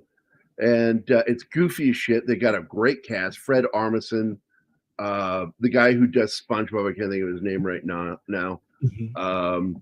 Stephen Yeun, Mhm. who's on it, the guy from Walking Dead. Jane Lynch. Conan O'Brien is also on there. And John DiMaggio, you know him as Bender. And David Tennant. Keith David is in it too. Yeah. He's one of the there's a lot of fucking Marvel comics in it, classic sci-fi elements, and he plays one of the ancient gods. Keith David does. That kind of just gets annoyed with the astronaut and the humans. He just kind of wants to live out his existence. By the way, the Eternals stole the whole plot from Final Space. Just so you know. Yeah. No, it's no doubt because it is identical, the plot, which is why it's like, look, man, I saw it and I saw it done better. Thanks, Eternals. Well done to Kevin Feige. But if you've never seen it, Ben, give it a try. It's called Final Space. Right. Well, it's got David Tennant in it, so I'm just going, okay, I'm sold there. And then you add in Claudia Black and Keith David, and so yeah, definitely gonna be looking at that one. No. Don't get me wrong, Ben. Watch it. It's a good show. The thing is, it is the main character made it. It's Olin Rogers acting like Olin Rogers. Yeah, I found it extremely annoying, and I said no. Yeah, you got to understand, Martin doesn't like good things sometimes because they're too good. My mouse is hovering your. Oh, okay. It only takes Martin one click to get you. Yeah, I know. 3 to get out of here from me. You can do it in one click. I'm like, what? That fucking fuck ever. Fuck StreamYard. Anyway, I like that going, one, guys. Fuck ever. All right. I'm gonna start using that. I just want to come in and say hi to you guys. Yeah, no doubt. All right. I see. I feel like this is. It's like I'm doing an episode of Romper Room. I see Sandra Hammerslag. I see Penny. I see Shinatsky. I see Gambit. And Gambit's the one who gave me the name Gert, as I recall. And I see my buddy Real Popcorn and anybody else, I should say. Anyway, I think that's it. That's it. That's it. All right, fuck off. I'm going to go. Bye, guys. All right. I'm closing the windows so I don't have to do the 3 buttons. 3 seashells. See you guys. Hey, check your message, man. Bye, Gert. Oh, on Facebook or text? I never check my texts. Okay, that explains it. So, all right, so I'll send you on Facebook. Yeah, message me on Facebook. I'm always on Facebook Messenger. Okay. That's where most people get a hold of me. Gotcha. Okay. All right, buddy. I'll see you guys later. All right. Bye. Good to see you, man. Bye. If I had to pick one episode of Farscape, that best exemplifies everything, I would have to go with the. Oh man, I'd have to go with the episode.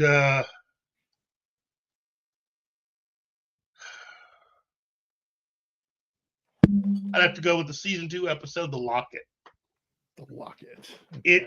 It is a very different kind of episode, but everybody's really good in it. Look, it's hard to pick out one episode of Farscape. It really is, especially when you get to the latter half of the second season and you're going into season 3. It's no holds barred. Everything is up for grabs story wise. They have episodes that they even have like their own like Warner Brothers Roadrunner type of episode where they do that little thing with Crichton and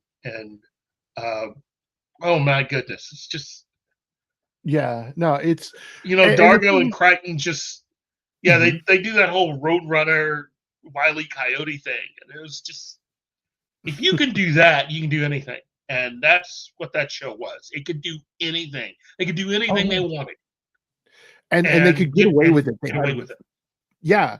The writers on that show were so good. And it's Henson Studios, so it's and I love that they managed to make certain things that should have been hilarious on their own into into things that signaled other things, like Rigel's farts being helium.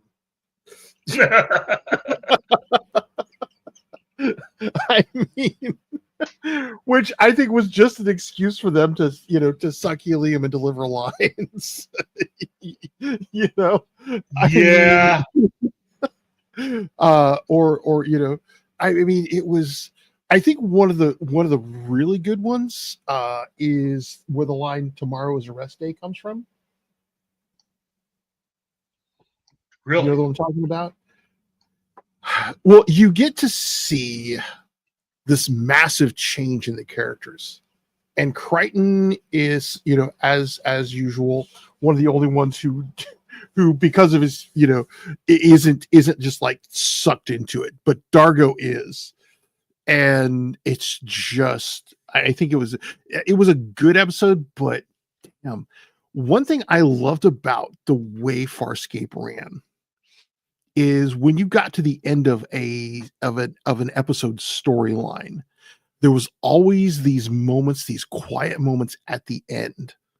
Well, a lot of times, not every time. There are a lot of times, so these quiet moments at the end where it's, there is this, they Farscape mastered the denouement, the drop down of everything, where it's like, so this is what this is what happened. This is where it wasn't what we learned, but this is where we are. And it would a lot of times solidify the relationships between people. But everybody ended up having some sort of relationship with Pilot too, which was so cool. But Lonnie Tupu, oh my God. Met him. Oh, well, I mean, he was the voice of Pilot, but he was also, what was the character? Commander, Crace. Commander Crace. Yeah. Yeah. That dude could do fucking eerie. But I mean, Peacekeeper Barbie is his assistant in that one, his second command was frightening, and she was only in a couple episodes. Yeah, I mean, I could go on and on about Farscape. So what's it's just a great series. Yeah, it really is. So what's your number one there, man? I don't think it's any surprise. Let's not play. I don't think it's any surprise. I mean, we've gone through, we've talked about all kinds of stuff. I think even you figured out what it would be for me. Discovery. And it's it's the Muppet Show.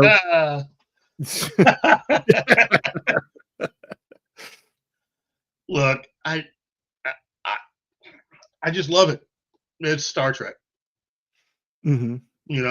I just love it. It's a great show. It's the show that my father introduced me to. It is a well-written show. Still the best writer's room of all time. Probably the most decorated writer's room of all time. More people that have written for the show that have either were award-winning classic writers before or after. Both in terms of not just television writing, but in terms of also literary works. There's more people that have written for this show that have done that. They're all masters of the genre. More women wrote for the show than a lot of the people that do modern day Trek ever thought did. But in the end, it's just a solidly entertaining show that has everything you need when you want to know who these characters are, at least the main ones. This is the last of the shows with a dedicated lead, co-lead, blah, blah, blah, blah, blah. This was not an ensemble series, even though we are doing ensemble. the ensemble idea wasn't really that popular until later on. This is one of the last of the shows that had a dedicated, this is your lead, you know. Mm-hmm. 79 episodes. I keep discovering things about this show in conjunction with a lot of the movies that came after. And again, Captain Kirk is still the best captain out of all of them. Period. Cisco. You know, now Cisco is very close. He is a hair behind number 2. But Kirk is still a badass. And again, trials and tribulations. There's a reason why Cisco risked the timeline to stay just a little longer to get Captain Kirk's signature. Okay. Yes. And Captain Kirk, a lot of times they see everybody sees as just a badass. Kirk was a freaking nerd. Yeah. Well, he was. That is the thing that they didn't understand, that JJ and all those people like him and Kurtzman and others didn't get, because they didn't sit through all 79 episodes. Yeah. You know, what you have to understand, and this is the reason why doing the Enterprise crew, they have to meet when they were younger at Starfleet Academy. This is the reason why it doesn't work. Yeah. Okay. People have lives outside of the people that you end up working with. Not everything you've done in your life has to be somehow connected to the people that you are known for working with. You know, that's not reality. Kirk had a life. And in many ways, I want to say his is the tragic life. Because you begin to understand when you watch all 79 episodes, what you understand about Kirk is this. He had kind of like a superhero origin story. There is a reason why he is obsessed with being the captain of a starship. And it tells you that reason. And once you understand what that reason is and how it fits in with why he joined Starfleet and everything that came after, you begin to see why Ronald D. Moore and Brandon Braga wrote their script for Star Trek Generations the way that they did when it came to all of Kirk's lines. When Kirk tells Picard, whatever you do, do not leave that center seat. There's a whole lot behind that line that if you are not familiar with the original series, you do not understand. And it really goes all the way back to when Kirk, just before Kirk went into the academy. He survived an incident that killed a significant number of people. And it affected how he sees everything, how he lived the rest of his life. In his mind, the only thing that could have saved them was a starship captain. The power of a starship and all of that. That's where he began his obsessive pursuit of becoming a starship captain.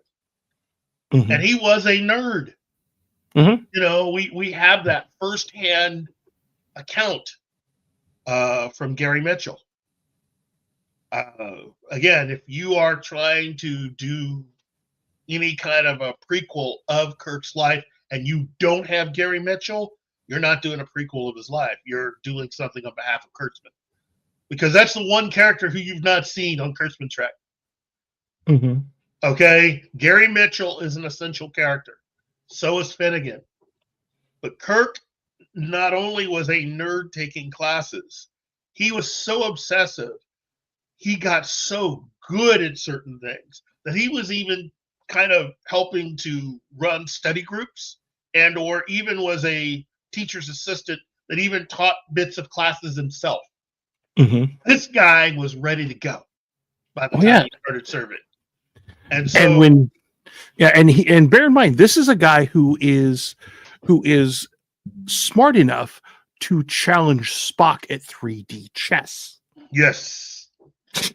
You know, again, there is so much about the character of Kirk that Mhm. if you do not watch the 79 episodes, if you listen to just the pop culture version of his life, a Mhm. lot of that looks like J.J. Abrams' Star Trek. Yeah, You know, just ladies swaggering man, through. Yeah, he's got the swagger, and that's not who Kirk is. Kirk Mm-mm. really was someone who had to learn about that later. The most important thing in his life was getting Mhm. to that center seat. yeah, He became obsessed with it, and he got it. You know, but there right. were a lot of bad things that happened to him on the way to Along that the- chair. And Exactly. if you're not putting that within that story, if you're not putting it within context, then Yeah. really you're just You're writing missing. BS. Yeah, because I mean, and Wrath of Khan also brings out a certain thing about Kirk is that he will do whatever it takes Yes. to because he does not believe in it. It's just one simple throwaway line. It's like, I don't believe in the no-win scenario. Well, yeah, because he trained himself to be a certain way. Everything that happened after the Mhm. massacre. Right. Well, and see, I think became- the massacre was Kirk's Kobayashi Maru. Yeah, that really was. Because it wasn't like one or two people died. I think almost half the people died. Yeah. And so he, that has a way of affecting you. Now, fortunately for him, Mm-hmm. his parents survived. Mm-hmm. But Kevin, oh man, Lieutenant Kevin, I forgot that character's name. Well, he was just a small kid at that time. He lost both his parents. So when you find this out that the both of them were there, it puts a new spin on, first of all, why he's aboard the Enterprise. You kind of get this whole thing with maybe Kirk sort of put him there to keep an eye on it. Right. You begin to get an understanding that Kirk was a man of deep feeling. He felt a lot more than what he expressed. Mm-hmm. But again, if all you know are the JJ things, what you're getting is sort of like a Timu version of the character. Mm-hmm. Yeah. A very pop culture-y Timu version of who Captain Kirk is. And again, there's nothing wrong with those films. If you enjoy those movies, that's great. But I can also see why people who only know Star Trek by way of those films, that when you watch all 79 episodes, it's like, oh, this is really different. I didn't know. This is a completely, he's not sleeping with women on every episode and blah, blah, blah, blah, blah. It's like, no, there's a lot of really bad things that happen to him collectively. Right. I mean, he loses his brother. Really, his brother and sister-in-law die. And he's got a nephew. Now, if I remember correctly, I still think his mother is alive. So that's because people kept asking, well, what about his nephew? Shouldn't he leave Starfleet and go raise his nephew? I think his mother's still alive. So, that would be someone who would be the next of kin to raise his nephew, Peter. Right. And then you have you get to Star Trek the Motion Picture, and you look at what happened to Decker, and then you realize, if you watch all 79 episodes, you begin to theorize why Decker was recommended for that command by Kirk, because of his dad. Yeah. The episode The Doomsday Machine. Right. Which He recommended him, and then he took the command from him. Right. Shows up. But that's because Earth was in danger. I mean, Yeah. Kirk is. Yeah. No.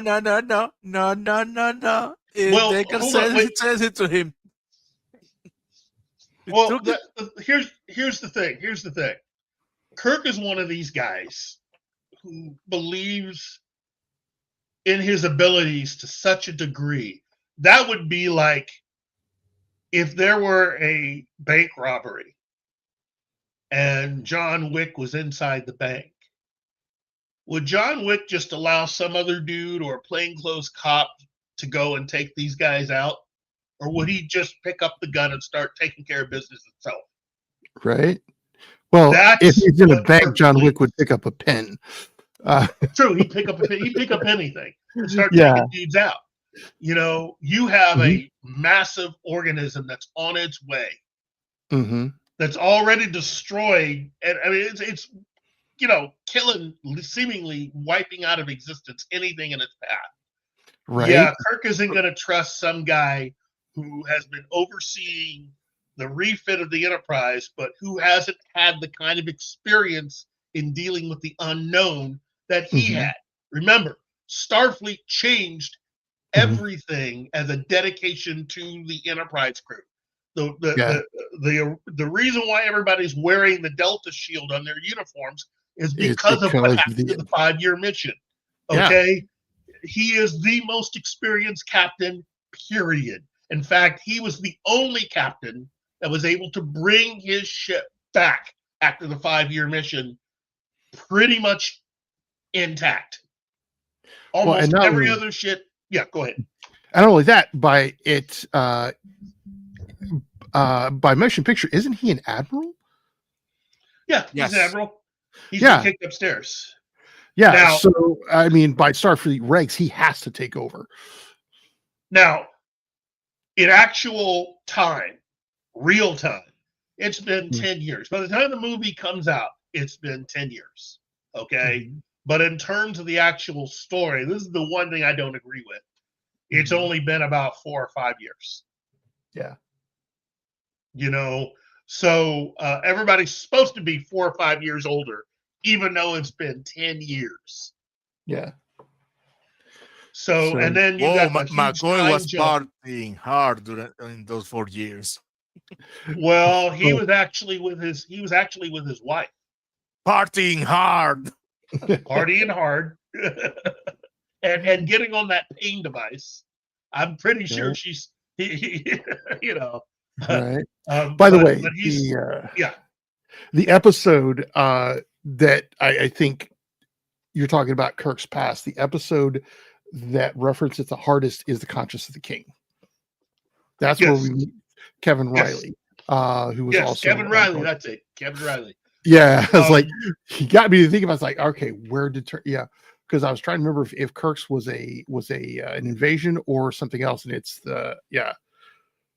But in motion picture, Kirk, he's going. I've got a captain who's current experiences with cadets. No, my job, this is where I'm the logical person to take charge. I mean, Starfleet fucking called him back to take to do that. Yeah. So but because he was on Yanada is where McCoy was. McCoy was on Yanada. And if you've been watching the show, you would know what Yanada was. Yanada, that episode was in the 3rd season. McCoy got married to the head priestess for The World is Hollow and I Have Touched the Sky, that episode. Yeah. And he married the head priestess. Well, he didn't get a divorce. Right? He stayed married. So when he left Starfleet, he went back to be with her. And that's where he was.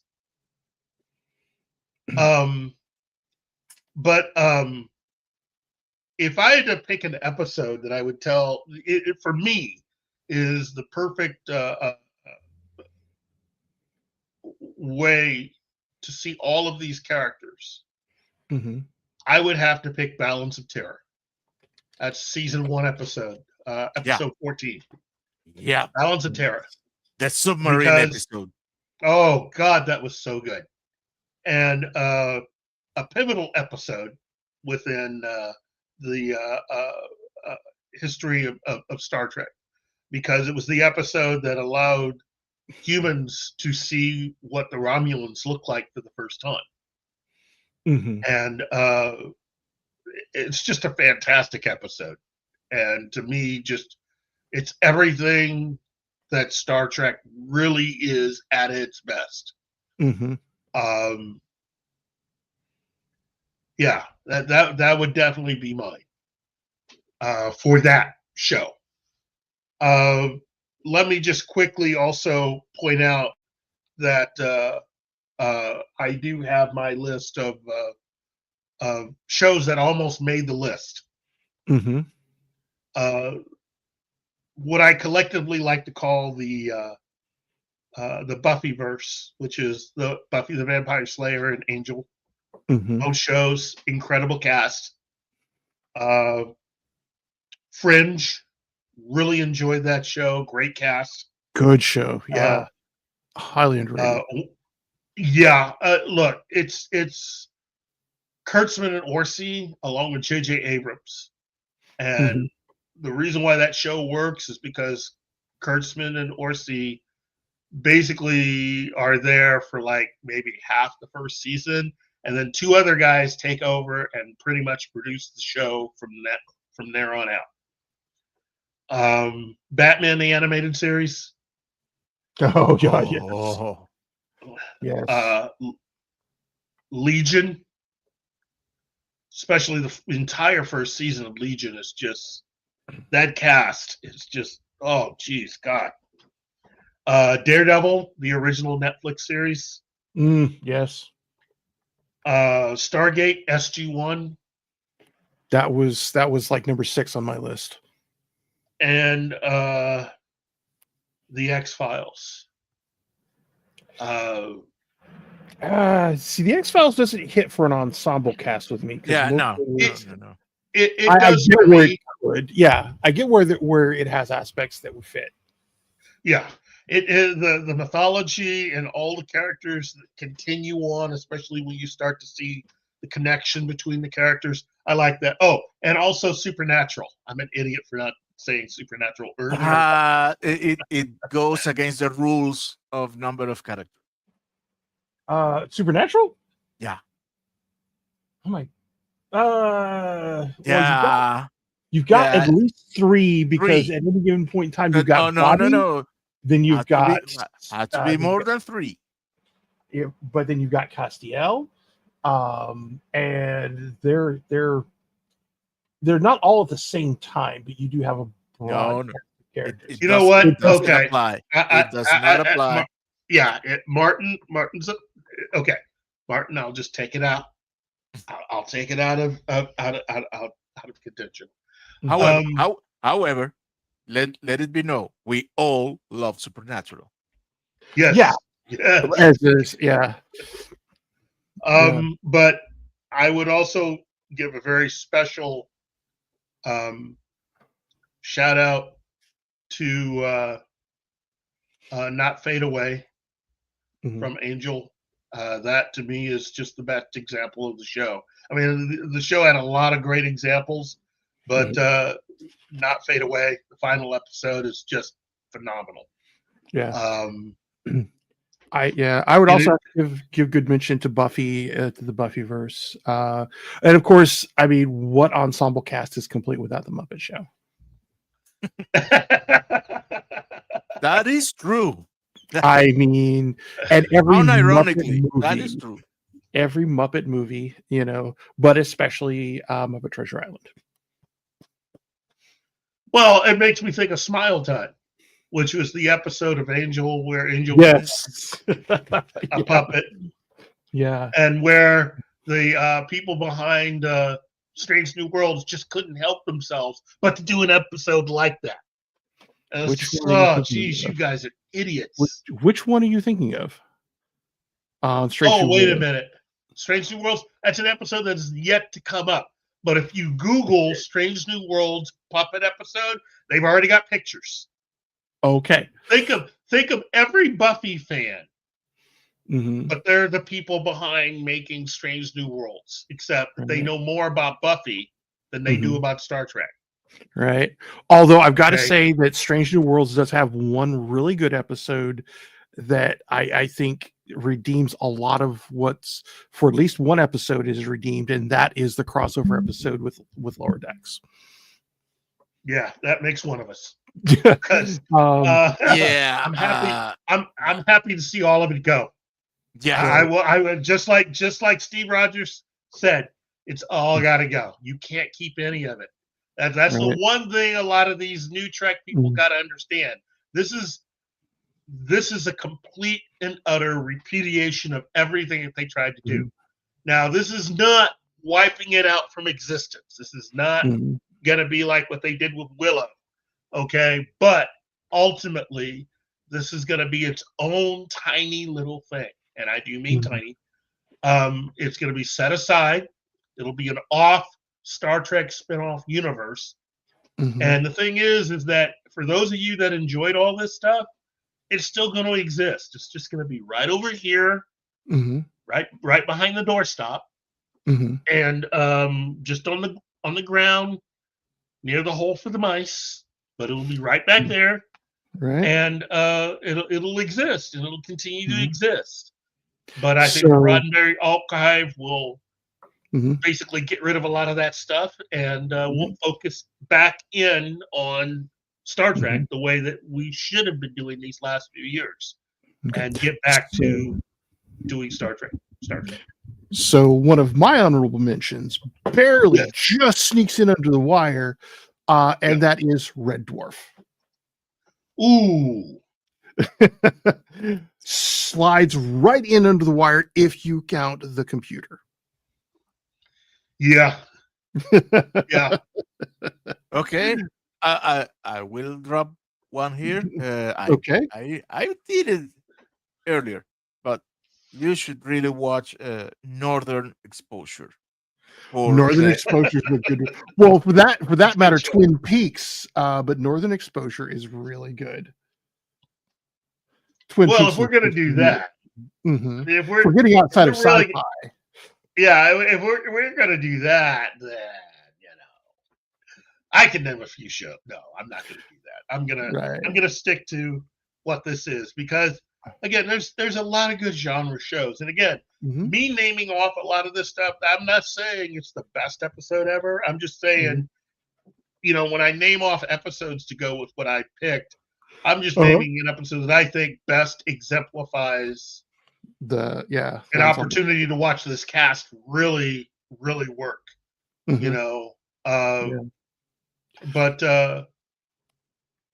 there are my favorite episodes. There are of a lot of these shows, right? And so I think we've got a nice list, right? So my galaxy quest of ensemble casts to genre would be The Big Bang Theory, because it's a show about sci-fi fans. And more than three main characters. Strongly disagree. Well, and that's why I say it's my galaxy quest, because all the characters interact with each other. They have relationships between each other, and it is on many levels it's not completely accurate, but it also has Will Wheaton. Hey, look, look, The Big Bang Theory, for those of you that's your little twist of heaven, is not. It's cool. It's cool. But it's, in my opinion, it is more propaganda than anything. It's a sci-fi fan show written by professional comedy writers, telling people that it's a fan thing. Okay, right. If you want a show that is nerd centric, about nerds, with nerds, concerning nerd stuff, that's Community. Yeah. Community is written by first of all, written by somebody who grew up as a fan within nerddom, who decided to make a show about nerds making fun of normal people. To me, it's no brainer. I love Right. Community. I'm still waiting for the announcement of the movie. Mhm. Troy and Abed, love those See, guys. I have never seen the Community. What is the premise? The premise is I mean, there's not a just. guy, Mhm. a lawyer, who ends up finding out that, they find out that he's not really certified to be a lawyer because he didn't pass college. Wait, Keith, you're gonna love this. Mrs. A is in the chat. Yay! Hello, Mrs. A. Long time no see. It's good to see you. Always, Wow. Mrs. A. Looking good. Basically, so a guy has to go to college, and Mhm. he ends up going to a community college, thinking it's going to be easy, so he can get back to his old life and be a jet-setting lawyer and date women Mhm. and blah blah blah blah blah, right? Mhm. And it ends up that he ends up meeting these people who are studying for one of the classes, and so it's really about a study group at a community college. And he Okay. begins to understand that these people are kind of different, Right. but it's the joke that nerddom comes in many different forms. It Right. isn't just somebody who is a little off-standing, talks a little weird, is afraid of women. It's not just that. You can be a nerd about anything, Mhm. and you find out that the course of the series is really about all the adventures of this study group at Mhm. Greendale Community College. Right. And basically, the writers just did what they wanted. They just did episodes in a way that nerds would find funny. They did Mhm. an entire episode. Yes, I did. Brandon Braga. Woo! I'm not the biggest Brandon Braga fan, but I'll take it. They did an entire episode where they had everybody playing The Floor is Lava. Hmm. They were also the ones that brought back into the nerd space the whole goatee alternate universe thing. Hmm. They were Yeah. the ones that did that. Having the alternate universe version of all the characters be anyone wearing a phony looking goatee. Right. Even the female characters, even the women. Everybody. Um, And just Will Wheaton, God love him, he would have been great on Community, but I totally get why he was on the other show. mhm. But there were a few cameos. Mhm. I know that John Goodman loved being on this show. On the He just Community. loved it. Yeah, Community. Cool. And while he was looking for something to do, Nathan Fillion was also on the show. Right. Oh He played. God. He was the janitor, Huh. and he was a guy you better watch out for. Right. See, I need to see. I need to actually seek out and find Conmen, the Nathan Fillion and Alan Tudyk project, because Yep. I just adore Alan Tudyk as an actor. He is just amazing. Did you check out? I Mhm. find Alan Tudyk a little too Roberty.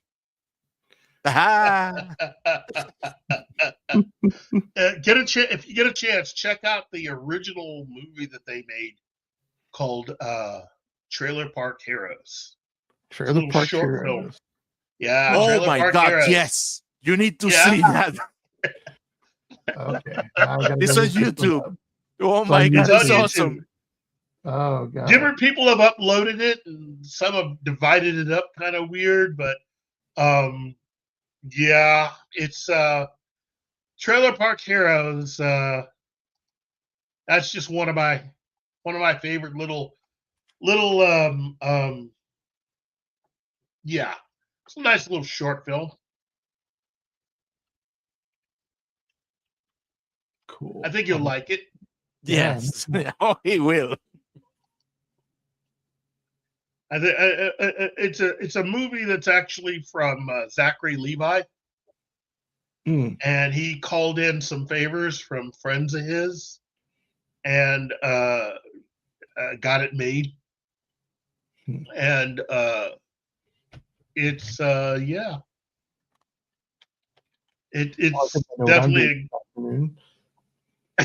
yeah, it's not that long, but I mean, you know, it's just it's worth your time. And to me, Trailer Park Heroes, that's very much like a mini community adventure. You know, it's a movie made. Community is a TV show that you could think would have been pitched and made by people who love going to San Diego Comic-Con. That's Community. Right. And the cast of Community always made it a point to go to San Diego when they were on the air.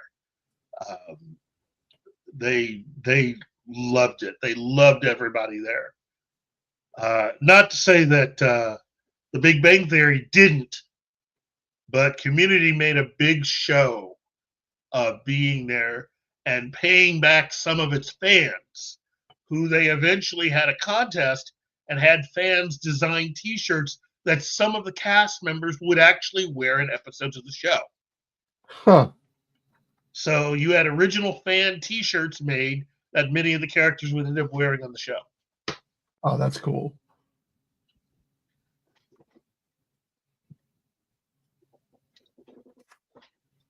But again, I've shilled for Community so much, but it was a really good show that me and my daughter bonded over. She was the one that look. I want to sit here and say I knew it from the very beginning, but it was my daughter who found the show and brought it to me, and I kind of sat down and half kind of watched an episode and got really into it. And so I had to go back and try to catch up with where she was. And so I had to go back and watch the pilot episode. And next thing you know, I zoomed all the way up and caught up with her. And, you know, a lot of the actors she didn't really know. And here I am. It's like, that's Nathan Fillion. Oh, so cool. You know, I'm spotting people and I'm pointing them out. And it's just like the jokes within the jokes. And here's the other thing. Here's the other thing really, really cool about Community for a lot of you out there.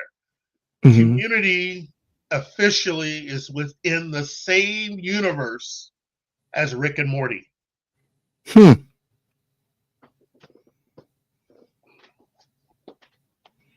So there you go, because it's the same creator. So he made them all. Yeah, it's all part of the same thing. Huh. Interesting.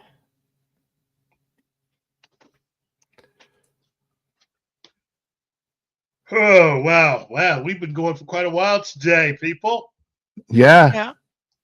We tend and to. I think, again, this particular subject matter, everybody's got their own ideas of how it works and their favorite and their top 5 list. Hopefully today we've been able to at least inspire a lot of you with our list. I just want to say that, again, as I've often said, it still amazes me that people want to get together and spend some time listening to me just sort of like pontificate, you know? I think I'm a very lucky guy to get to do it with 2 really cool guys like Martin and Ben, because I know they could probably be doing cooler stuff than hanging out with me every morning, seemingly every Thursday. But I get up early for this.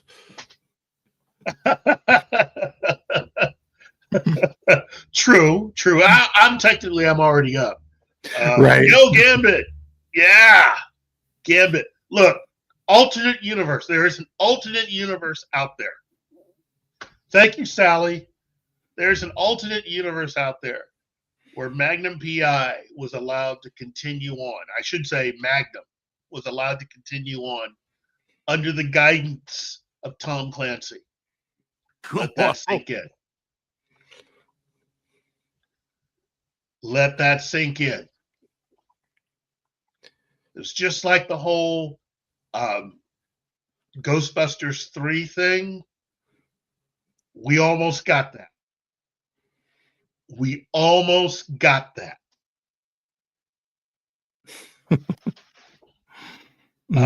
Because it turns out Tom Clancy was a big Magnum fan. And an even bigger Tom Selleck fan. Okay. See, yeah, no, I can see that. And when writing his books, especially The Hunt for Red October, that's who he had in mind. For Jack Ryan. Yeah. And he approached Tom Selleck. Tom agreed with what his plan was. And they approached CBS, and CBS, the powers that be, the people that actually thought it was a good idea to hire Alex Kurtzman to take over Star Trek when they got full control of it, said no to continuing Magnum's adventures under the watchful eye of Tom Clancy.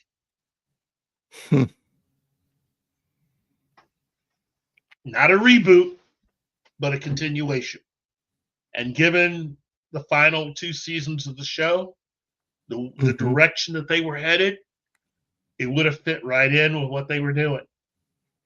Ultimately, Magnum's life, given all the stories that they told during the course of the show and the direction they were heading, basically that whole interlude in Hawaii would have been seen as sort of like an oasis within his life, because things were going to get hard. He was going to get sucked into an adventure for the rest of his life that was on par with many of the things that would happen to Jack Ryan. And the character of Magnum was just going to be like that. So, but what have brought his boys along? Oh, no, you forget. In the final episode of Magnum, everybody was leaving. The only person that was going to stay on the island was Rick. Rick was getting married. He was still going to have his club. Yeah. And I think Higgins was going to continue to work for a while at the estate, but I think he was also looking at doing something else. But TC was going back to Chicago because he was married. You didn't realize that? No, of course, I a lot didn't. of fans didn't realize that until the final episode. No, TC had a life back in, I think it was Chicago. And his wife came back. Well, his wife came back in an earlier episode. And you find out that TC actually has a family. He's married. For whatever reason, he and his wife separated for a little bit, and they had found their way back to each other. So he was leaving Hawaii. And then, of course, what happened to Magnum was he re-upped. He re-enlisted. So he'd gone back into the Navy because it would have provided him the kind of stability he needed to raise his daughter.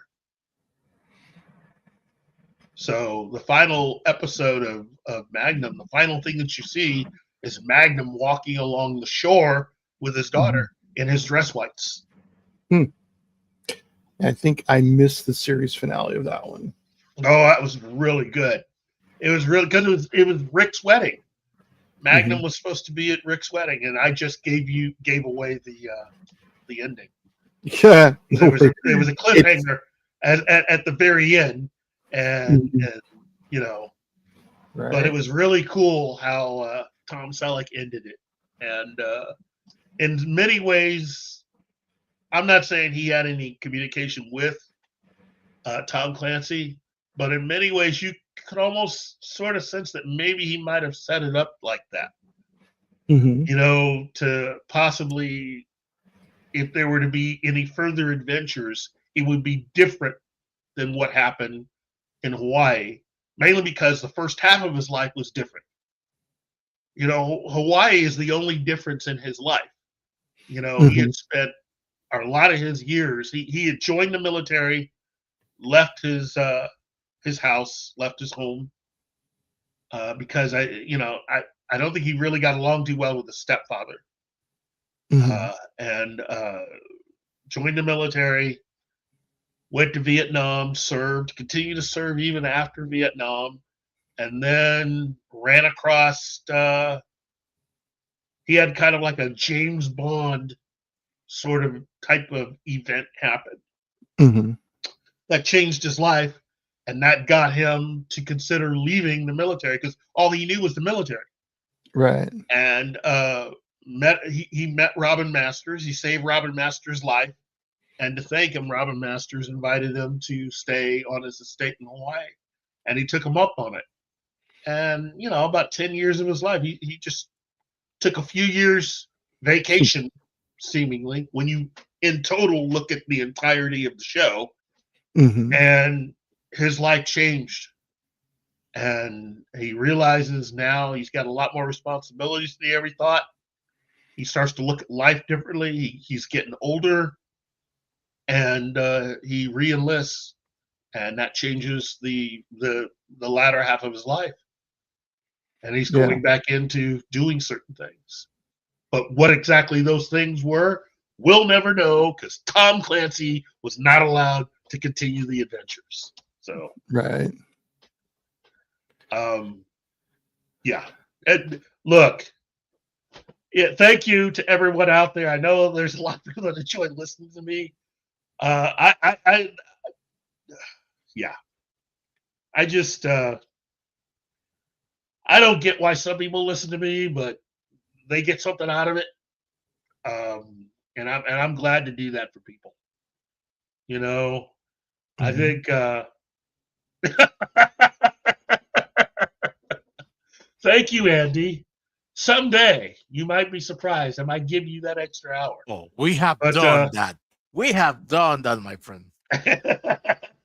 Yeah, we've kept Martin here way too long sometimes. Yeah, and so let me just do the big thank you here, and just say thank you, Mrs. A. Thank you to the lovely Penny, Sander Hammerslag, Joe's Atmosphere, because Joe is really, really cool like that. Please follow Joe. Check out his show. He's one of the best at what he does. And let me just say, what he does is really cool. Ariel Ballette, Shanatsky, Scribe Like, real popcorn geek, because if it ain't real, it ain't geek.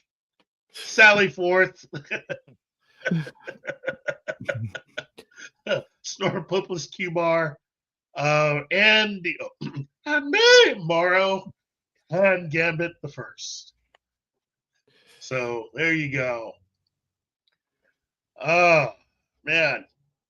No, okay, Gambit, I don't think he was inspired so much as that he just loved Tom Selleck. Tom Selleck was just a great guy. I've always been a big fan of the Magnum television series. I used to have the entire first season on DVD. I may have to just go and get the whole thing. Seriously, I'm serious about it. I really enjoyed that show. The final 2 seasons, though, as technology began to change and you're getting into high definition and everything, the final 2 seasons of that show still look darn good. Oh my goodness. So, and I love the crossover with Simon and Simon. That's one of my favorite episodes because I was a big Simon and Simon fan also. Yeah. But Simon and Murder, She Wrote. Keith. Oh, Keith, yeah. Yeah. I'm receiving a message about the show.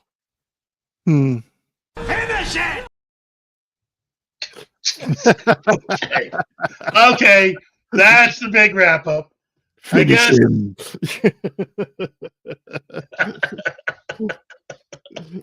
Thank you, Gambit. Thank you to everybody. And remember, please do not forget to like, share, subscribe, and check out all the other shows that we have here on the Pop Culture Minefield YouTube channel, and of course, in all other places, all online, whether it be Facebook, X, wherever. You'll find us. We'll definitely be there.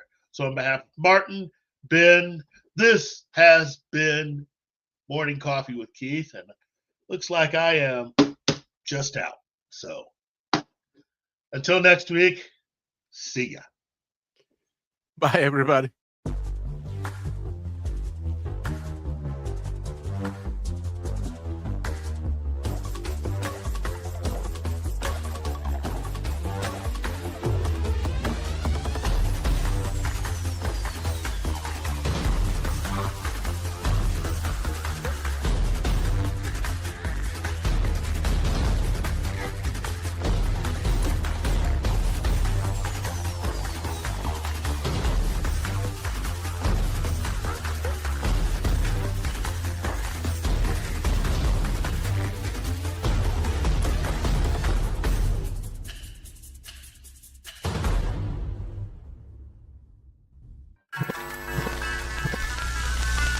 Y'all come back now, you hear?